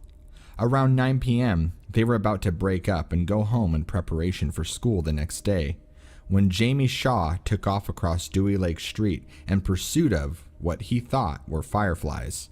His friend Mark Miller reportedly shouted to him, "Those are no fireflies at this time of the year." Nevertheless, Jamie pursued the embers in the distance into the swamp. The remaining friends continued to play for a while. Eventually, Katie Keene's mother began calling to her. It was time to go home. It was then they realized Jamie had never returned. She remembered, "I asked, 'Where's Jamie?' But no one knew where Jamie was. He never came back from his firefly hunt." At first, no one panicked, but then after calling and searching without finding him, we told Mrs. Howie and Mrs. Shaw, Katie stated. Soon afterward, the small neighborhood came out and began searching the area with flashlights. Just as Harry Woods, a local, was about to call the police, they found Jamie. He was curled up in a weeded area beside the swamp crying. Katie Keene remembered, "We were scared. We did not know what happened. We thought he had been attacked by someone or was dying or something." Jamie later told a story to his parents. He said he had been attacked by a huge, hairy man who smacked him to the ground and threw him across the street. Jamie Shaw did not go to school for 3 days. When he did, he told his classmates the story of the attack. The school principal later contacted Jamie's father regarding the injuries to his back.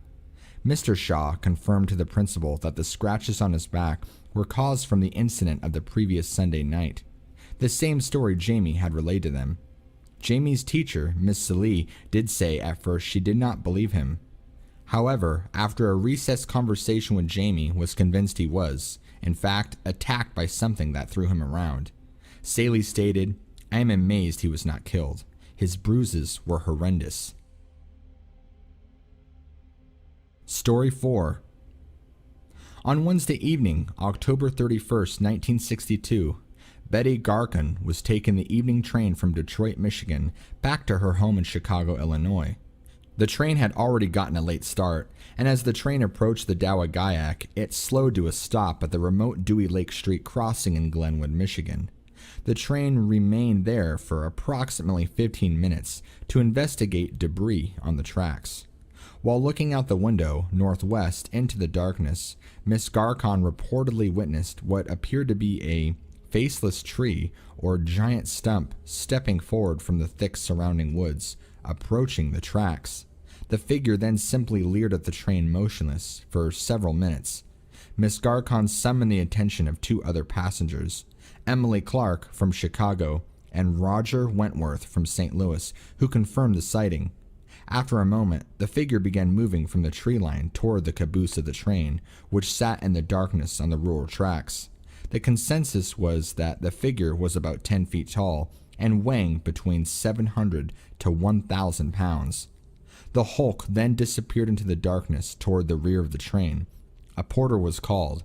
However, at that point, the train once again began moving.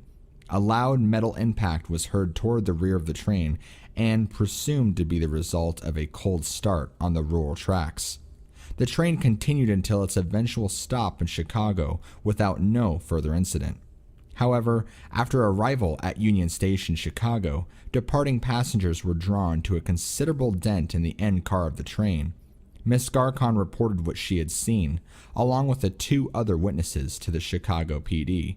The rendering of her description as detailed to the CPD sketch artist has become known as the Garcon train sighting sketch, and is widely considered to be the best conception of the monster. The sketch provided as contingency while immediacy of a potential emergency was evaluated.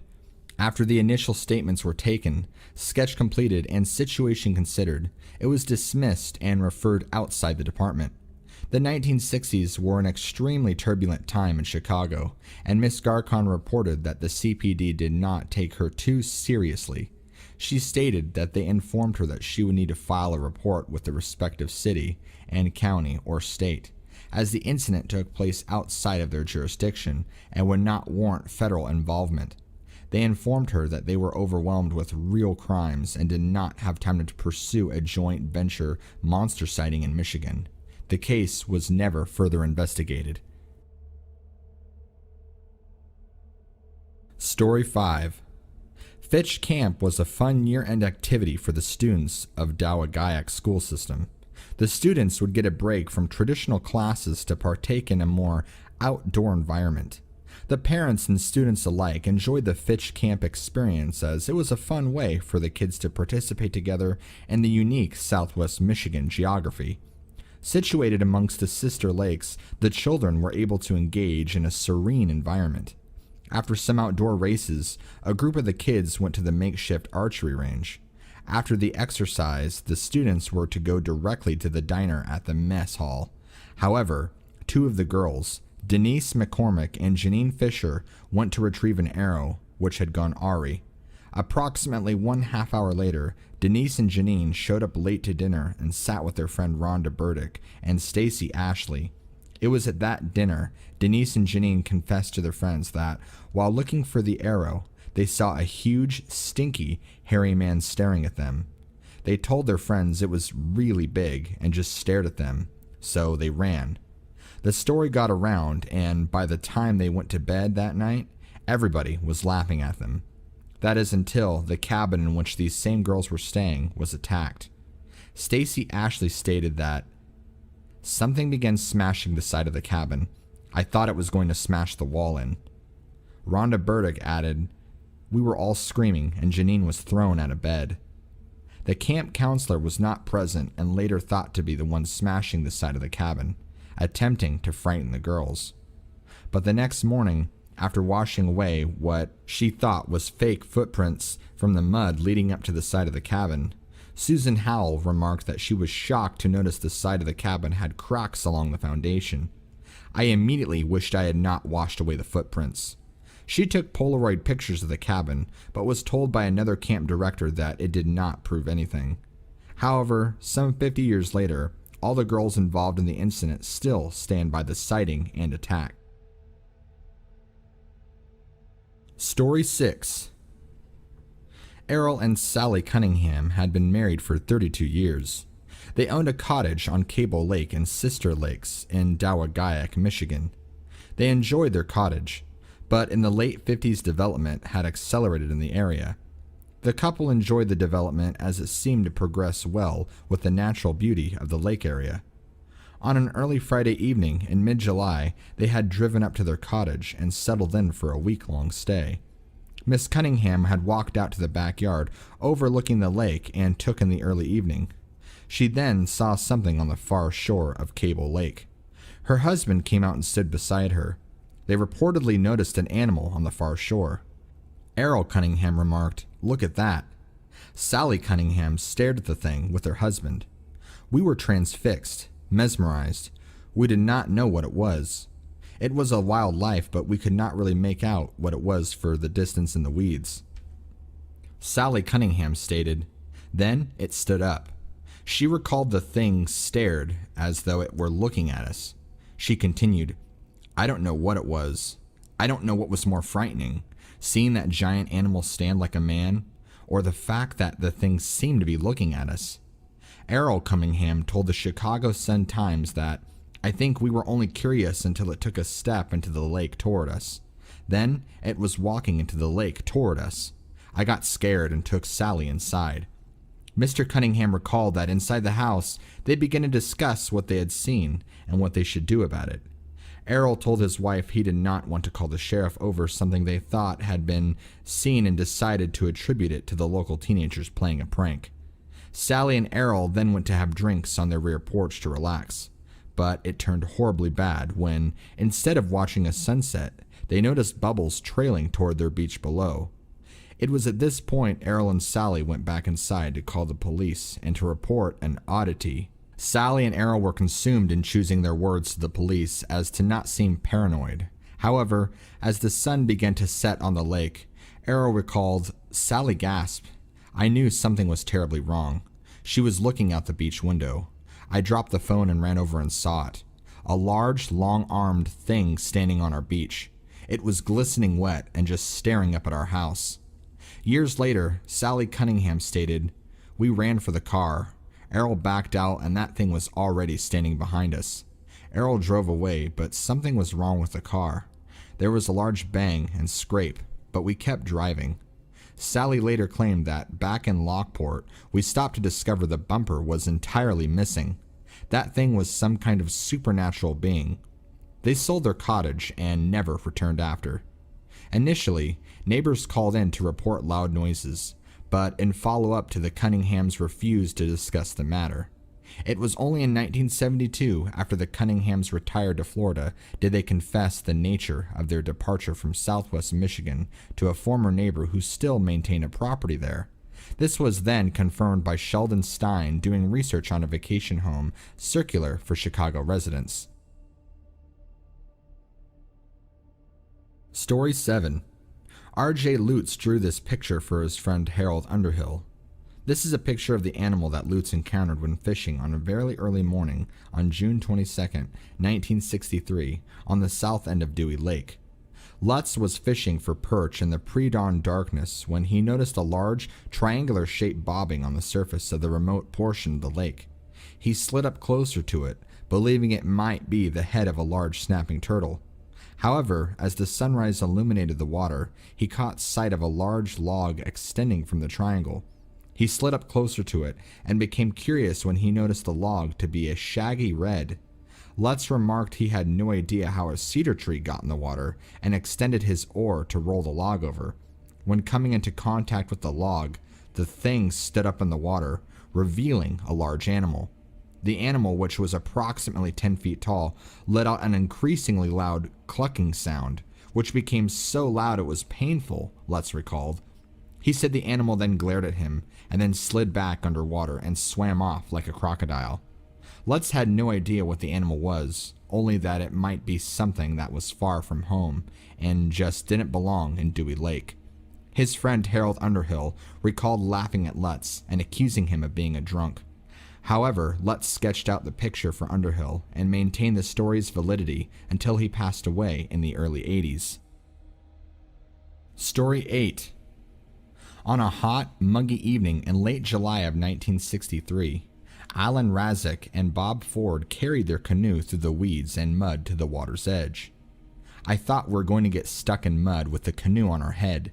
We heard it was a mess there, but we did not realize. Thick, black, deep mud, Bob Ford claimed. But we were told it would be worth it because it was not fished out. Muddy, tired and covered with sticky weeds, they slid the canoe into the water, onto the black water. That lake you cannot see anything below the water, Alan Razik told the Cass County Sheriff's Office. A mist had settled over the lake, and we expected the fishing to be quite extravagant. It was thick fog like an old horror movie. Even the flashlight would choke out, Ford recalled. We had been on the water for only a few moments when the water splashed, so we sat. We couldn't see a damn thing. Then the boat started rocking. Then again a splash. Bigger, louder. Then we heard a sucking sound, and then a loud roar like an angry animal, Razik stated. We sat there quiet, trying to figure out what the hell was going on or what to do. And then we heard something breathing, like a bull. Moore confirmed and added, we could see something over by the sound, and I could make out a large black shape. We started paddling like hell. Moore and Razik reportedly pulled the canoe out, running back through the weeds, making it back to Moore's truck. They loaded the canoe in a rush, failing to secure it properly. Less than a mile away, the duo had to pull over and clean up the canoe, which had come loose and smashed in the road. Jim Casey had come up on them and on his way home and stated, it was weird because I just saw this mess in the road. Then I talked to them and it was a weird thing. A couple of tough old birds talking about this thing in Mud Lake, Casey said. It did make me think twice every time I drove my Mud Lake. Years later, Razik confessed to his daughter that the incident on Mud Lake had been the strangest thing that ever happened to him, and told her to stay away from those lakes. Something lives in them. Story 9. It was only one short month after the canoe was destroyed on a road in Twin Lakes, and a monster was reported on Mud Lake, when another canoe was found destroyed. This one on the bottom of shallow water on the south side of Pitcher Lake. But this time, its owner went missing. Stan Red Roberts was staying with his friends Philip and his son Roger McPhee. The McPhees had driven down from Lansing, while Red was in town from California. Red had long-standing financial problems, and Philip McPhee later told police he was leery of having Red stay with them, as he said Red always asked to borrow money. After joining them in the rental on the lake, Red and Philip had a few beers. Then, Red decided to take the canoe out on the lake. Philip declined as he planned to turn in early to take his boy fishing at sunrise. Philip went to bed. In the morning, Philip and Roger got in a rowboat and put in. Philip did not see Red or the canoe and thought maybe he had fallen asleep on the lake. I knew they didn't have a motorboat on Pitcher Lake, so I wasn't worried. It's not like a lot can happen out there, Philip had told the police. The fish were not biting, nothing. Not one single bite, Philip recalled. I never saw the lake like that. I got so frustrated about the lack of fish, I just sort of forgot about the whole Red thing. It was only after returning and not seeing the canoe or Red, Philip had become concerned. I have to admit, at first I was afraid Red had stolen some stuff and taken off. But by early afternoon, Philip had become concerned and took his rowboat back out to attempt to find Red. I thought maybe he was over on the other side, bothering some neighbors or something. But Philip recalled he did not even get 100 yards from the shore before he saw the canoe. It was sitting on the bottom of the lake, in the clear shore water at the edge of the lily pads. At first, I was pissed, because I saw a giant hole in the canoe sitting on the bottom, and I thought he probably started drinking with some people he met, and they got crazy. Philip called the sheriff, and a deputy was sent out. They pulled the canoe out. Red, however, was never found. Philip had to pay for the broken canoe. A nearby vacationer helped with the retrieval and then spent the rest of the afternoon looking through the area. Turns out he was a retired Chicago PD detective by the name of Paul Wozniak. He later showed Philip the pieces of the canoe scattered amongst the dense weeds, mud, and trees. It was hard to get to because the water got thin and the weeds got very thick. Not hard enough to walk on and not wet enough to paddle through. An excerpted portion of a letter Wozniak wrote to the Herald Palladium on August 27, 1963, stated the following. The pieces retrieved told me that the hole was created by a singular force blasting up from the bottom, especially as there were not broken pieces directly underneath the canoe, and no pieces caught in the canoe itself, so there is no other way to explain what happened. Philip never heard from Red again. Story 10. Leon Brosnan and Danny Peterson loved to fish. They heard there was great fishing on Gear Lake, but unfortunately there was not a public place to put in. Nevertheless, they were able to get permission to path the boat on early Wednesday after school. Leon and Danny were eager to use their new head-on lures. I remember Leon was laughing at me for using a steel leader on my lure, but I told him I did not want to lose it, and he said that's only for sharks, Danny stated. Leon Brosnan stated that they were using a heavy test line, way too heavy for inland lake fishing, but we always had a fantasy about landing a 25-pound bass, so it was a fun thought. I had no idea it would actually be too light. I still can't believe what happened. I can't believe what I saw. And what Leon saw was this. Danny had tossed his line with the steel leader toward the north edge of the quiet lake. The red and white bobber sat unflinching on the still water. I remember we were kind of getting disappointed. We had worked so hard to get on the lake, and we were getting no bites from anything. No bluegill, no perch, nothing. Danny remembered. We had brought bologna sandwiches with Cokes. I turned around to get the food and was talking to Danny. Then, I saw Danny's face change. My pole jerked and then settled back. Leon went crazy. He just kept saying, "Holy crap!" over and over. His eyes were huge. As it turned out, Danny reeled his line in to discover the steel leader had been bitten through.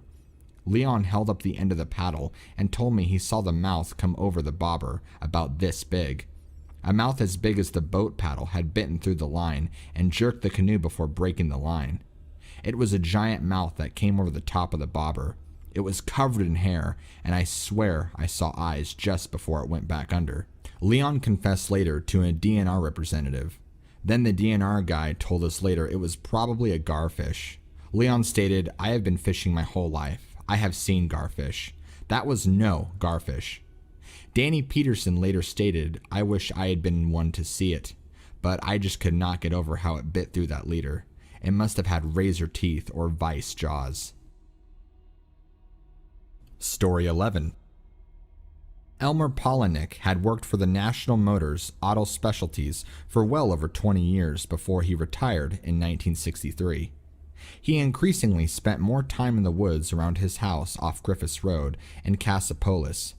So, it was of no surprise when neighbors saw him walking through the woods with his green backpack on in the Newton Woods. But it was shocking a short time later when Elmer stopped people from walking toward the Dawagaya Creek. He told the Smith family they needed to call the sheriff. The sheriff was called, and deputies showed up to investigate the reported body found. After investigating the reported discovery, police removed the bones, indicating it was multiple carcasses of deer. However, Elmer Polinick told the police and the witnesses who had gathered that he walked upon a large, red-haired animal weighing as much as a truck departing the pile of carrion. Elmer said the animal barked at him and then entered the creek walking west. Helen Smith, who spoke with Elmer, stated that she believed what he told them. You cannot fake that kind of reaction. Elmer was a tough guy when he came up the path. He was shaking and sweating. The deputies at the scene reportedly told the witness that the deer carcass would be removed and the woods was open. Nevertheless, the family speaking with Elmer left. Story 12. Davis Garrett had been given a new Nikon camera for his 18th birthday. Photography was his hobby. He had his own in-home darkroom. He was the photographer for all school events and the yearbook. On Halloween, Davis and his 3 friends went to a party at Picture Lake. As the sun began to set, Garrett and his friend Dominic Emery saw a commotion on the west side of the lake. Garrett began to snap pictures. They then saw a large animal throw a log halfway toward them. Garrett and Emery turned and ran back to their gathering. As they made their way back, the thing let out a scream so loud, Emery said it hurt my ears. When they arrived back at the gathering, everyone was quiet because they had heard the noise, Emery said. A bunch of us took flashlights and went over there, but then got terrified. Party's over, Garrett stated. When Garrett developed the pictures, it appears to show a large ape-like creature scaled to about 10 feet tall, strolling the swampy waterline. It has since become known as the Picture Lake Picture. Thanks for watching. If you enjoy my content, be sure to leave a like, comment, and don't forget to hit that subscribe button.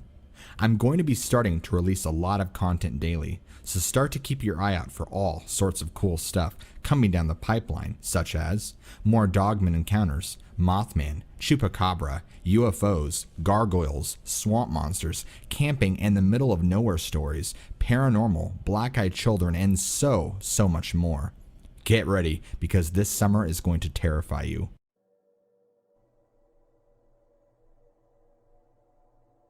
I am an avid hunter. My name is Bo, and I have hunted and fished all my life. I joined the Army straight out of high school, and now I work 6 days a week. But enough about me. Y'all want to know what true nightmares are made out of. I have found out last October, hunting in New River. I had gotten up early that morning and cooked breakfast for my fiancé. My fiancé loves fried eggs in the morning, and I do them exactly like she likes. So we eat, and I get my camo out of the bag, as well as my rifle out of the cabinet. We headed out that morning, and I took my fiancé to work. Her work was on the way to New River. When we pull in, I give her a kiss, and she tells me to bring her home something good. I told her I would, and I got back in my jacked up Chevy 2500. The trip to the mountain was as gorgeous as always, and the Tennessee back roads are amazing and beautiful. So I got to my stand, but it was so eerily quiet that morning. Around noon, I decided to go to the truck and grab a sandwich and another bottle of water. So I eat a peanut butter and syrup sandwich my fiancé made me while I was getting ready. She even had time to write me a note and basically said she loved me and was happy that we were together, since it was only 1 month out from having our little girl, and she was just an amazing old lady. After I got done, I decided to walk to the tree stand again. On my walk back, in the woods, I start to have this feeling of dread, that something is wrong, that something just isn't right. But I brush it off, thinking maybe it's just nerves, since this is hog country after all, and I have been chased down the road before that I'm walking on. But this just kept getting worse and worse. I started getting deeper down the ridge, closer to my stand, and I hear a twig break, and I stop. Now, me being an experienced hunter, I notice movement in this thicket just about 50 or so yards away. I noticed this brown shape moving out towards me, so I crouch down, ready my rifle, and I train my rifle on the color. When I get to noticing that this thing is grunting, so I'm thinking, yes, a big buck. God, was I wrong. The thing slowly walked out closer and closer, and I realized that, wow, this creature's so massive, it's way bigger than a deer on all fours. So I'm thinking, okay, an elk is walking out. Cool. But I noticed its head and the shape is all wrong. It slowly starts walking out. All of a sudden, it stops and stands up. I mean, on 2 legs, it's easily 8 feet tall, but because I'm 6'6", the thicket is just above my head, and this thing's almost a foot to 2 feet above it. It starts sniffing the air and its head snaps right to my direction. I freeze up at that moment, feeling like I'm concreted to the ground.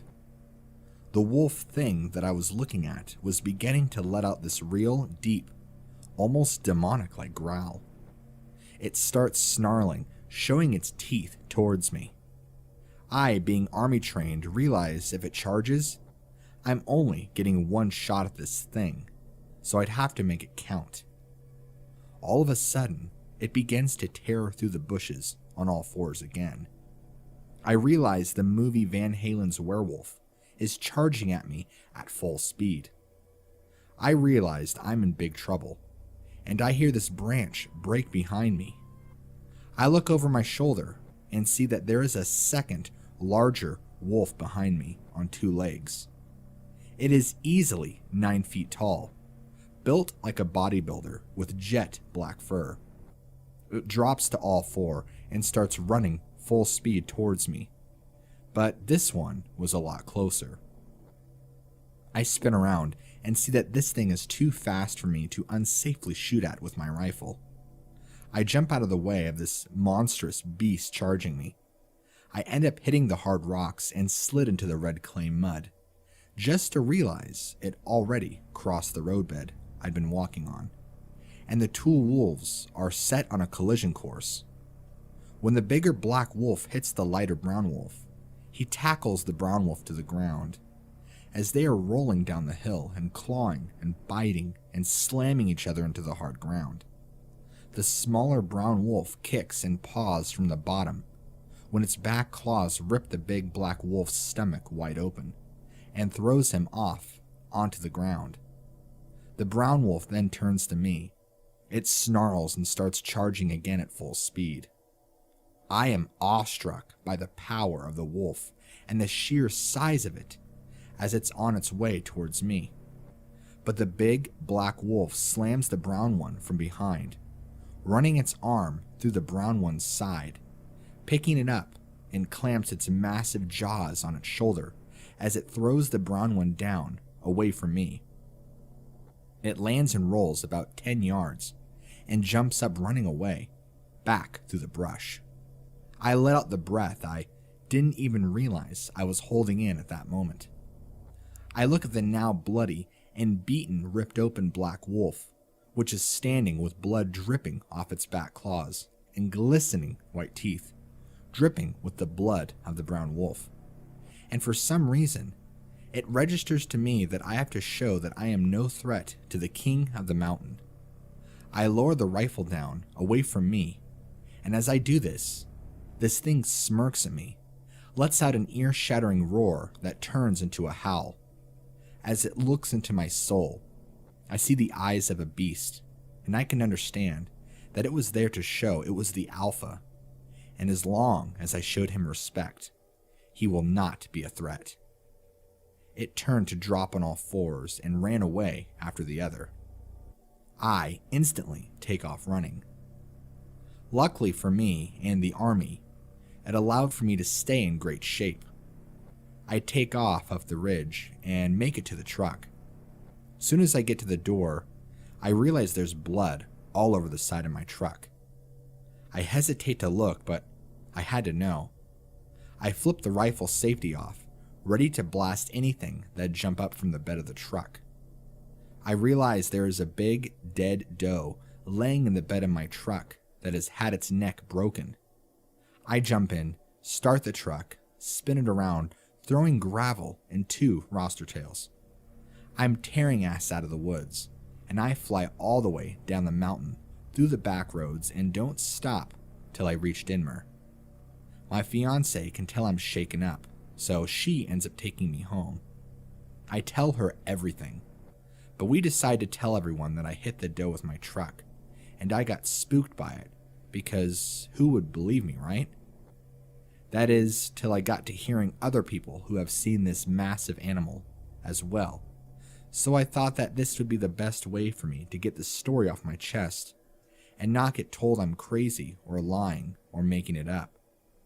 I just wanted to warn every hunter and hiker around that we ain't the top of the food chain or the king of the mountain, because the king of the mountain is a truly massive beast who has no predators. Thanks again for helping me get this off my chest. Now, let me tell you about my second encounter. I have the Bigfoot encounter where me and my fiance had seen that same wolfman. We have been going hunting in New River again. We have seen a family of Bigfoot for 3 or 4 years now. They have never been aggressive or anything like that. They show respect and are generally curious creatures. There is 4 Bigfoot in the area. The big male is jet black and about 9 to 10 foot tall. He looks like a jacked hair man. The second largest is a female, about 8 foot tall, a light brown color with black stripes down her shoulders and back. The 2 smaller ones are between 6 and 8 foot tall, both lighter brown. There is 1 male and 1 female juvenile. The young male is a dark brown with a light brown patch on his chest. The young female is a light golden brown and absolutely gorgeous in color. We usually see them all together as a family unit, or the 2 males going out together. Looks as if hunting, possibly because they have both been on the deer trails, or the gravel and dirt roads to cross the area. They are all very curious. They have been known to walk up close, within 50 yards or so, whooping and chirping to me and my fiance. We have had a blast seeing them and getting them used to us being in the area.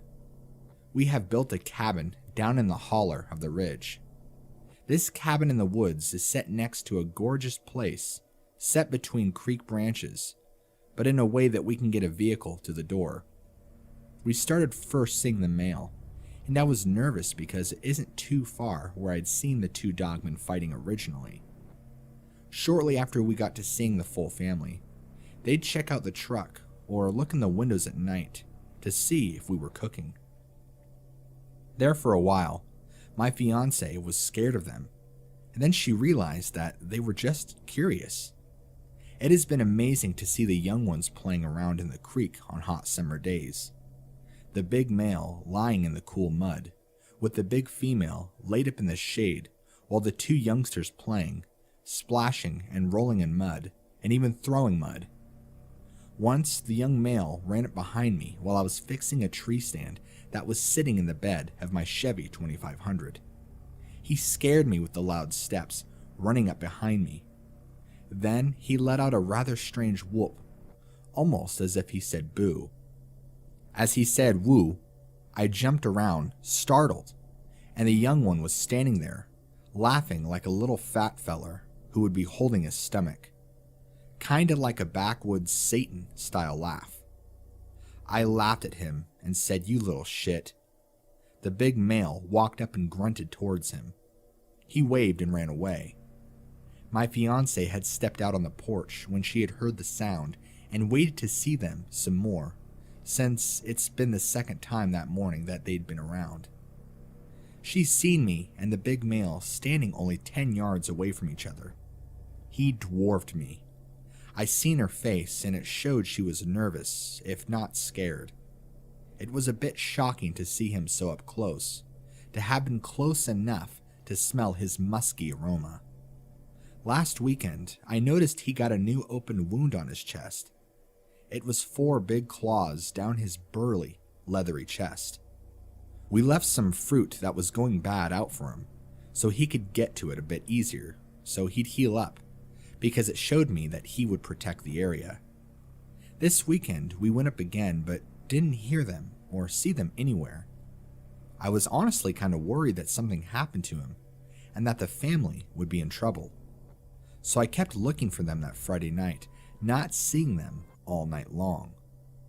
The next morning, my fiance and I got up and had breakfast. We went hunting up the ridge just a ways and had a wonderful day together. We always have been side by side. Her love of hunting just made her so much more attractive to me. I honestly am the luckiest man in the world to have her as my partner. Saturday evening, we got back down to the camp, and we noticed something had been through the leaves all around the camp. It gave us a bit of hope that they're all okay. We had then gotten ready for supper, started cooking as the sun was setting. In New River, it gets pitch black dark in just a few moments. My fiance had stepped out to the porch to go grab me a bottle of Jack out of the truck, and I heard the door open on the truck. I heard it slam as she came running through the door, and I dropped everything, and I hurried to make sure that she's okay. And she was standing there saying that she thought our big male neighbor was coming up the creek bed towards us. So we decided to turn the camp stove down so we could step outside to watch him approach. So as we are standing there, I light a cigarette and hand it to my fiance. As I light my own, I realized he is walking kind of weird and not sounding good. His normal strong, crisp sounding grunts are sounding more deep and raspier. I take the bag of fruit out the back truck, and we walk down closer to the creek bed. We creep back up the creek bank towards camp. As we are, the critter is coming closer to me, not knowing I stepped into a hole where one of the young ones had grabbed a clump of mud and thrown it. I hit the ground hard as I was stepping backwards, and I stood back up, quickly trying not to spook the Bigfoot with my pain groan. My fiancée turned and helped me back to my feet, but as she turned her back from the animal, my heart sank as I seen the deep pitch black wolf man that had won the fight before with the brown wolf. He starts picking up pace towards us, and in that moment, I jumped to my feet. I told my fiancée to run, that I'd hold it off as long as I could. Its massive body jumps through the creek, still at an incredible speed, and so I put myself between the beast and I and my old lady, the love of my life. I couldn't let anything happen to her, so I am putting myself in front, charging him, yelling this primal roar I never knew I had from the deepest place of my soul. The wolfman breaking out of the water on a full sprint towards me, as I have gotten his attention now. I draw a Bowie knife out of this sheath my grandfather had left over from the Vietnam War. At this moment, knowing I'm going to die as he would destroy me, all of a sudden, there is a roar from the top of the hill. Standing proud, the young female was roaring and beating her chest as the wolf stops. So do I, to see the new creature trying to enter the fray. My fiancée stops on a dime, and she was staring at me with tears in her eyes as I realized that she has the hunting rifle from the bed of the truck. The wolf starts to snarl and growl. He realizes he's in trouble, and he bats me away onto my back. My fiancée takes a shot and shoots him. The shot goes into the chest, but it barely grazes him, as my fiancée comes running up to me and having another gun with her, handing it to me. We realized that the young female and young male standing across the creek had started throwing rocks at the wolfman. I start backing up slowly towards my fiancée as the big male bursts from the thicket and clears the creek in one jump, and the massive male standing between us and the wolfman. He is roaring and beating his chest. The wolf then starts running again. The big male Bigfoot and the alpha wolfman hit into this devastating brawl. The wolf clawing and slashing the big male, proudly standing there. He grabbed the wolf by the throat and held him back as the two youngsters are pelting the wolfman with rocks. The male swinging its massive large arms down on the wolf and dropping it to its knees. But as that's going on, the wolf slashes the Bigfoot's legs, dropping him to his knees. The Bigfoot and wolfman both being dropped to their knees, and as the Bigfoot hits its knees, it lets out a pained bellow. The wolfman jumps on top of him. Then, one of the other Bigfoot swings a downed tree and smashes the wolfman right in the head. As it flips backwards, she swings, breaking the log across its stomach. He jumps and runs away, the female making a delicate chirping and clicking as she kneels down to the male. The young ones across the creek to reunite with the two larger family members. My fiancée is running to my side, wrapping me in a hug and holding me, saying thank God. The big male getting his bearings standing up from the ground and about 10 yards away from me. He looks at me and does this light chirping and clicking toward me, cocking his head like a dog would, seeing if I was okay. The whole family standing there in front of us, while me, my fiance, and the entire family of Bigfoot all let out this huge ringing roar together. It was kind of like a victory roar.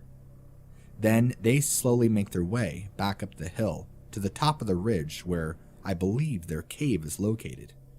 Me and my fiance head back to the cabin and get back inside. She checks me out, wraps up my ribs as we load the truck in record time. We leave out of there in the jacked 2500 Chevy. Fiance holding my hand, saying that she's so proud of me and is just thankful that I'm okay. And we got to tearing down the mountain every bump, reminding me of my bruised ribs. I thanked her for coming back for me, and we get to the main road. She leans over, gives me a kiss, and we get the hell out of Dodge.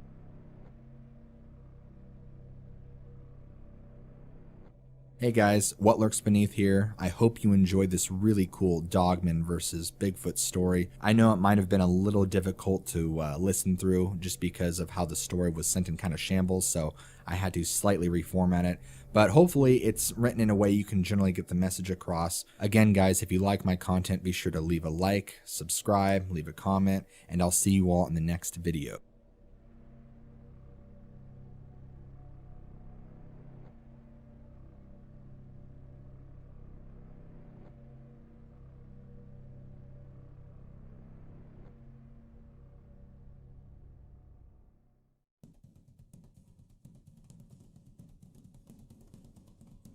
When I was young, I was into anything unexplained, including Bigfoot, UFOs, Nessie, the Bermuda Triangle, etc. So I've always had an open mind about unexplained things. An odd connection to that interest was being raised in a Christian household. My father is a pastor and holds very deep and committed beliefs in what is written in the Bible. My brothers and I were taught from a very young age that things exist beyond our normal perception, and that mainstream society would actively try to dismiss things such as miracles and healing or anything science could not explain. That belief also extended to spirits, demons, possession, and other things mentioned in the Old Testament. I mention this because the beliefs in anything Christian-based and cryptic are not often associated. However, even as a child, it made me open to the idea of things that mainstream society doesn't believe in can exist, and that it might be in modern science's best interest to dismiss the idea of such things since they cannot be explained by any current knowledge. The reason for this would be that modern science has been seen as having all the answers and cannot be questioned. I was also instilled with a distrust of authority as an entity and consensus as a barometer of truth, and was encouraged to look for the truth myself. We were taught to keep an eye out for when lies might be more convenient than facts. That fostered a constant sense of existence of truth outside the textbook and an awareness of suppression of thought, but also helped keep my mind open to all kinds of things, spiritual and otherwise. We did not, however, believe in Santa, the Tooth Fairy, the Easter Bunny, or other cartoonish things. Even within our realm of belief, there were firm limits. Some may associate any belief in God as the same as belief in Santa. However, this seemed to foster in me an openness to the unknown without believing for the sake of novelty, and focus towards what evidence does exist. People don't write books and have conferences about the existence of Santa, as far as I know. By the time this happened to me, I was well open to the idea of UFOs and believed in the existence of Bigfoot. However, I never believed I would ever see one. In fact, I'm not even sure I wanted to at the time, or now. In my teenage years, I was busy with sports, music, and girls, and I had put my interest in the unknown in the back of my head. Until one weekend in 1995 or 96. I am recalling this as best as my memory serves. I lived in very rural southwest Colorado at the time, in a town small enough that I could walk out my back door with a fishing pole and a rifle, and hike around and nobody would say a word. I won't mention the name because the town is small enough someone could probably find out who I am just by knowing where that I lived there. The area itself has tons of deer and elk in town, and sometimes had issues with mountain lions that would move into town and take livestock and other small pets. A little further outside of town, we would see bears, and there are large areas of unoccupied forest nearby. I mention this to establish that, while I live and have lived in big cities for a good chunk of my life, I also have spent plenty of time in the rural areas and wilderness, hunting, fishing, and camping. I have an uncle that lives in Denver, and at the time, he and his then wife had bought a cabin outside of Fairplay, which is where the old town of South Park City is. The area is called South Park, as a park is a flat area or valley of high elevation in a mountain range. In order to get there from Denver, you drive through places like Breckenridge, the ski resort town, to give you an idea of what the terrain was like. There are large swatches of national forest connecting around mountain peaks and areas where people either cannot access or rarely set foot. The cabins in the areas were really just modern houses built out in the woods with a bit of rustic but modern amenities. There were other houses within eyesight of his cabin, and the town was not too far away, so the area was sparse but not completely isolated by any means. There were large fields of open ground, but the houses were built very close to thick forests that go up to the nearby mountains. One would simply have to cross a 2-track dirt road, and you would be in a forest, where you could walk in a straight line for miles without seeing any sign of a human. This cabin had a large wood patio around the back, and, down one side, large glass windows in the living room facing the forest. The downstairs bathroom, the one we would primarily use, had semi-obscured glass blocks as a wall that faced the forest as well. There were motion sensor lights around the house and other modern amenities. The house was 2-story with one of the upstairs rooms having windows that faced a thicket of pine and aspen trees that was actually about 10 to 15 feet high, as the ground sloped away from the house on that side. I was 16 or 17 at the time, and still in high school. Over the 4th of July weekend, my uncle invited some family and friends up to the cabin, just for a few days. We arrived right at dusk, a few days before the 4th. It was my mom and dad, my younger brother, 2 cousins, and 2 aunts and uncles, all sharing the house for the holiday. As soon as I got out of the car, I felt a massive uneasiness come down on me like a blanket. I honestly felt scared, or in danger, like I had suddenly stepped into a bad neighborhood. While I was trying to process this feeling, and how out of place it was in the woods. I noticed my little brother seemed a bit jittery too, so I asked if he could feel that. He said he did. When I asked him what he thought it was, he whispered, "Bigfoot," as if the word came out of him before the thought was actually in his head. Hearing him say what I was thinking made me shudder, and my hair raised on the back of my neck. We got the luggage in the house as fast as we could, with me looking over my shoulder at the tree line the whole time, but also trying to act normal. The adults were busy greeting each other and did not act like anything was wrong. However, I felt like I needed to at least reach the light of the porch as soon as possible, or something bad was going to happen. That night, everything was uneventful, with the parents talking late and us kids all in sleeping bags open on the living room floor. I'm pretty sure I fell asleep while the adults were still up, and being inside with them around felt safe.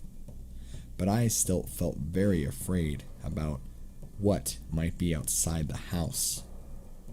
The next morning we got up, ate, and did the typical family gathering bathroom rotation.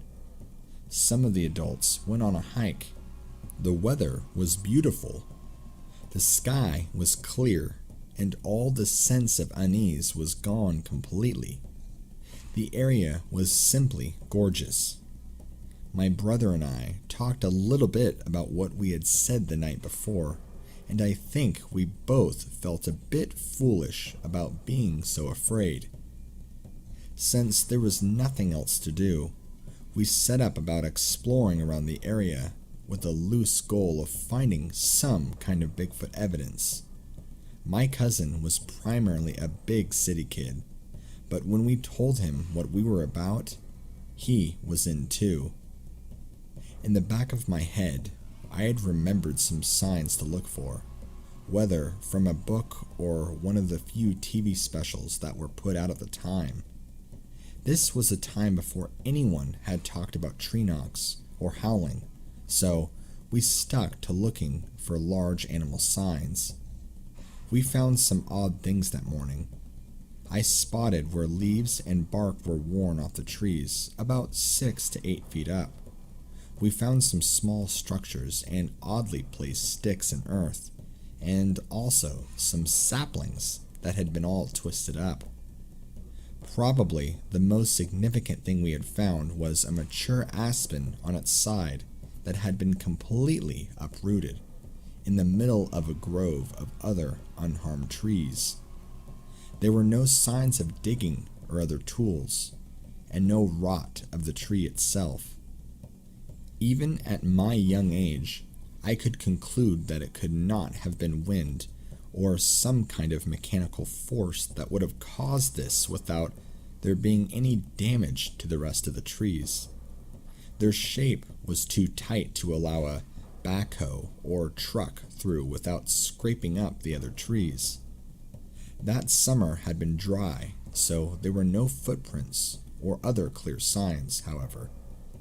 There was certainly nothing I could show an adult without sounding a little nutty, so we kept our investigation to ourselves.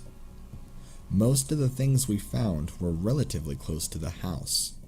I'm not sure the age of the neighborhood, but I knew the houses hadn't been there very long, and the area was slowly being developed, but was still very close to large areas of uninhabited forest. Late that morning, I took a nap outside in a hammock.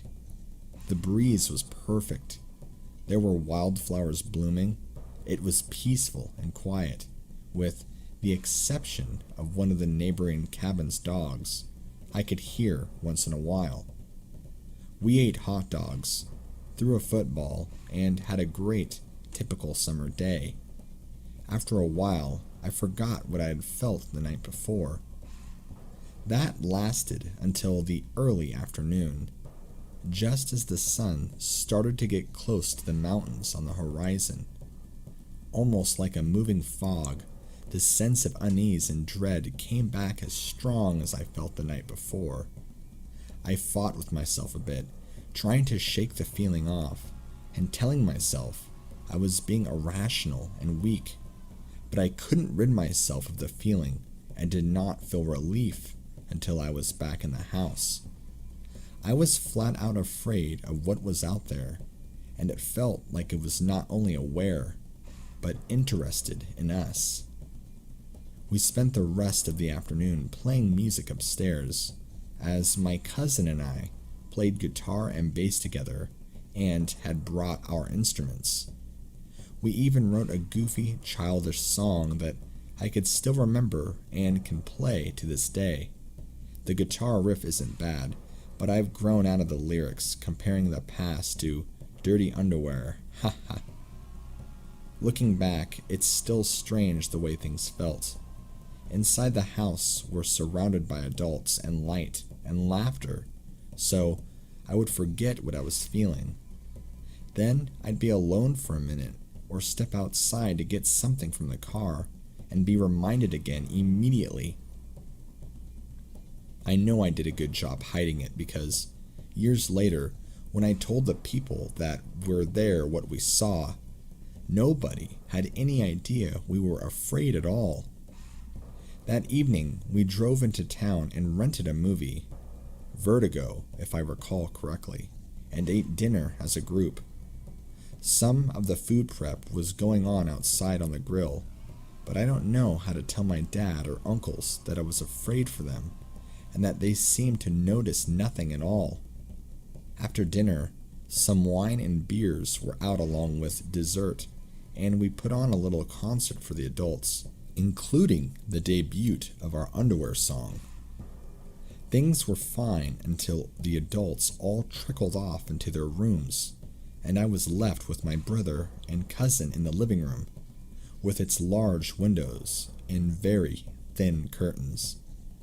I was having a hard time sleeping, though my brother and cousin didn't. My brother could fall asleep anywhere and sleep through anything. Sometime in the middle of the dead calm night, the motion sensor lights came on with a barely audible click. There was no sound, no wind, and even the neighbor's dog, which had been loud all day, was dead silent. After a few intense minutes, they turned off. Then came on again and again.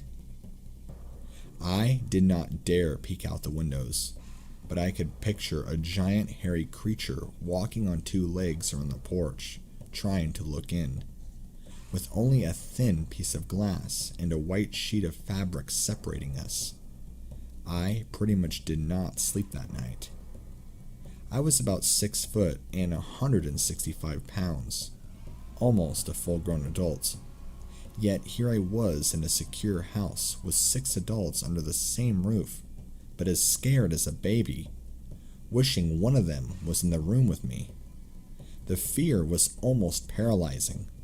I wouldn't even use the bathroom because I was worried I would see something through the decorative glass blocks that I could not unsee.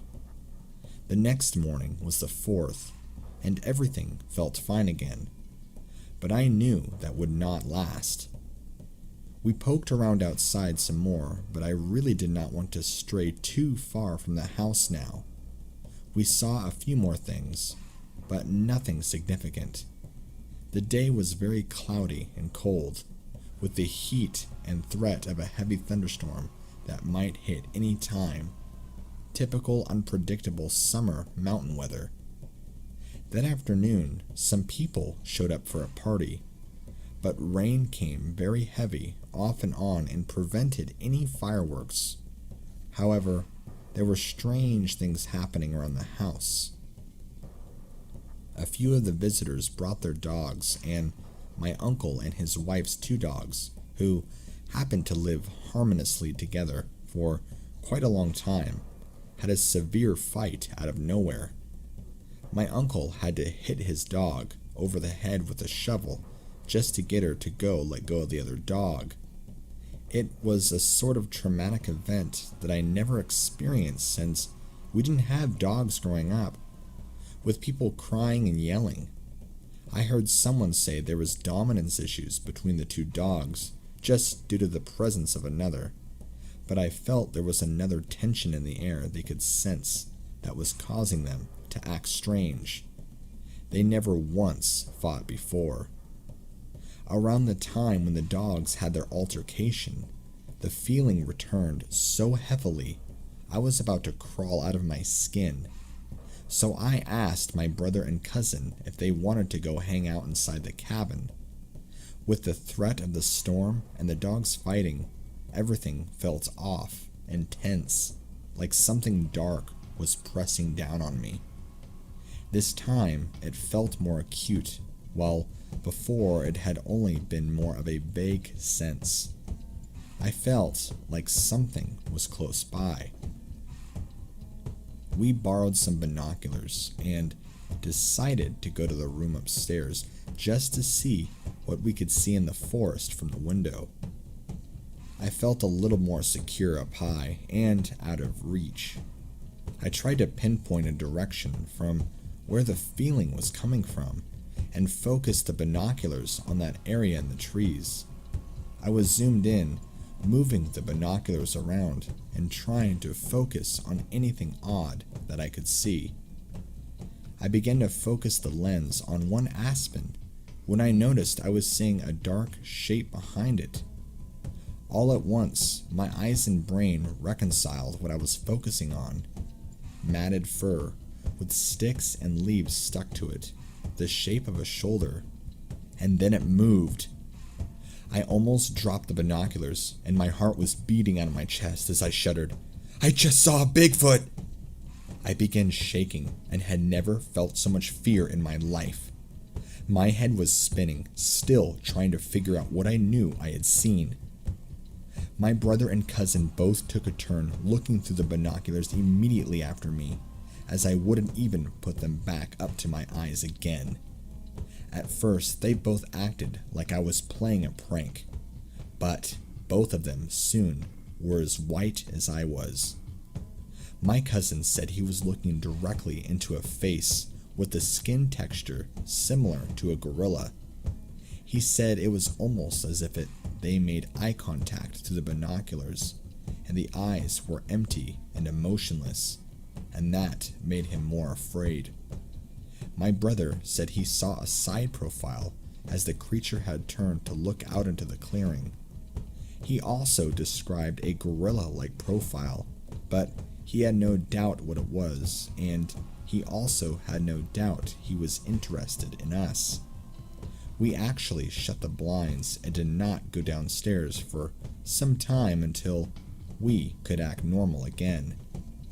It still amazes me in the situation that I saw what I believed could have been proof of the existence of Bigfoot. It was within 100 yards of the house, yet I didn't do anything to get concrete evidence. I could have told my uncle or dad or asked to borrow a camera because my uncle is a photographer, but the fear was just so overwhelming. I couldn't even think of looking at it again, much less venturing into the woods after it.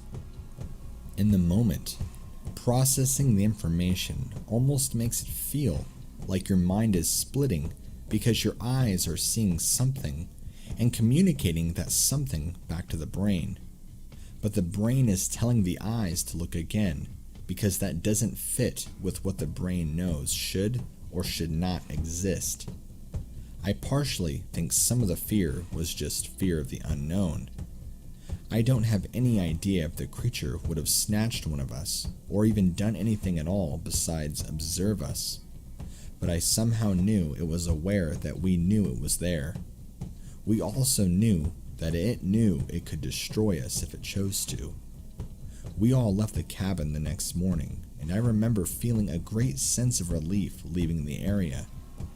It was years before I talked to any adults on the trip about what we saw.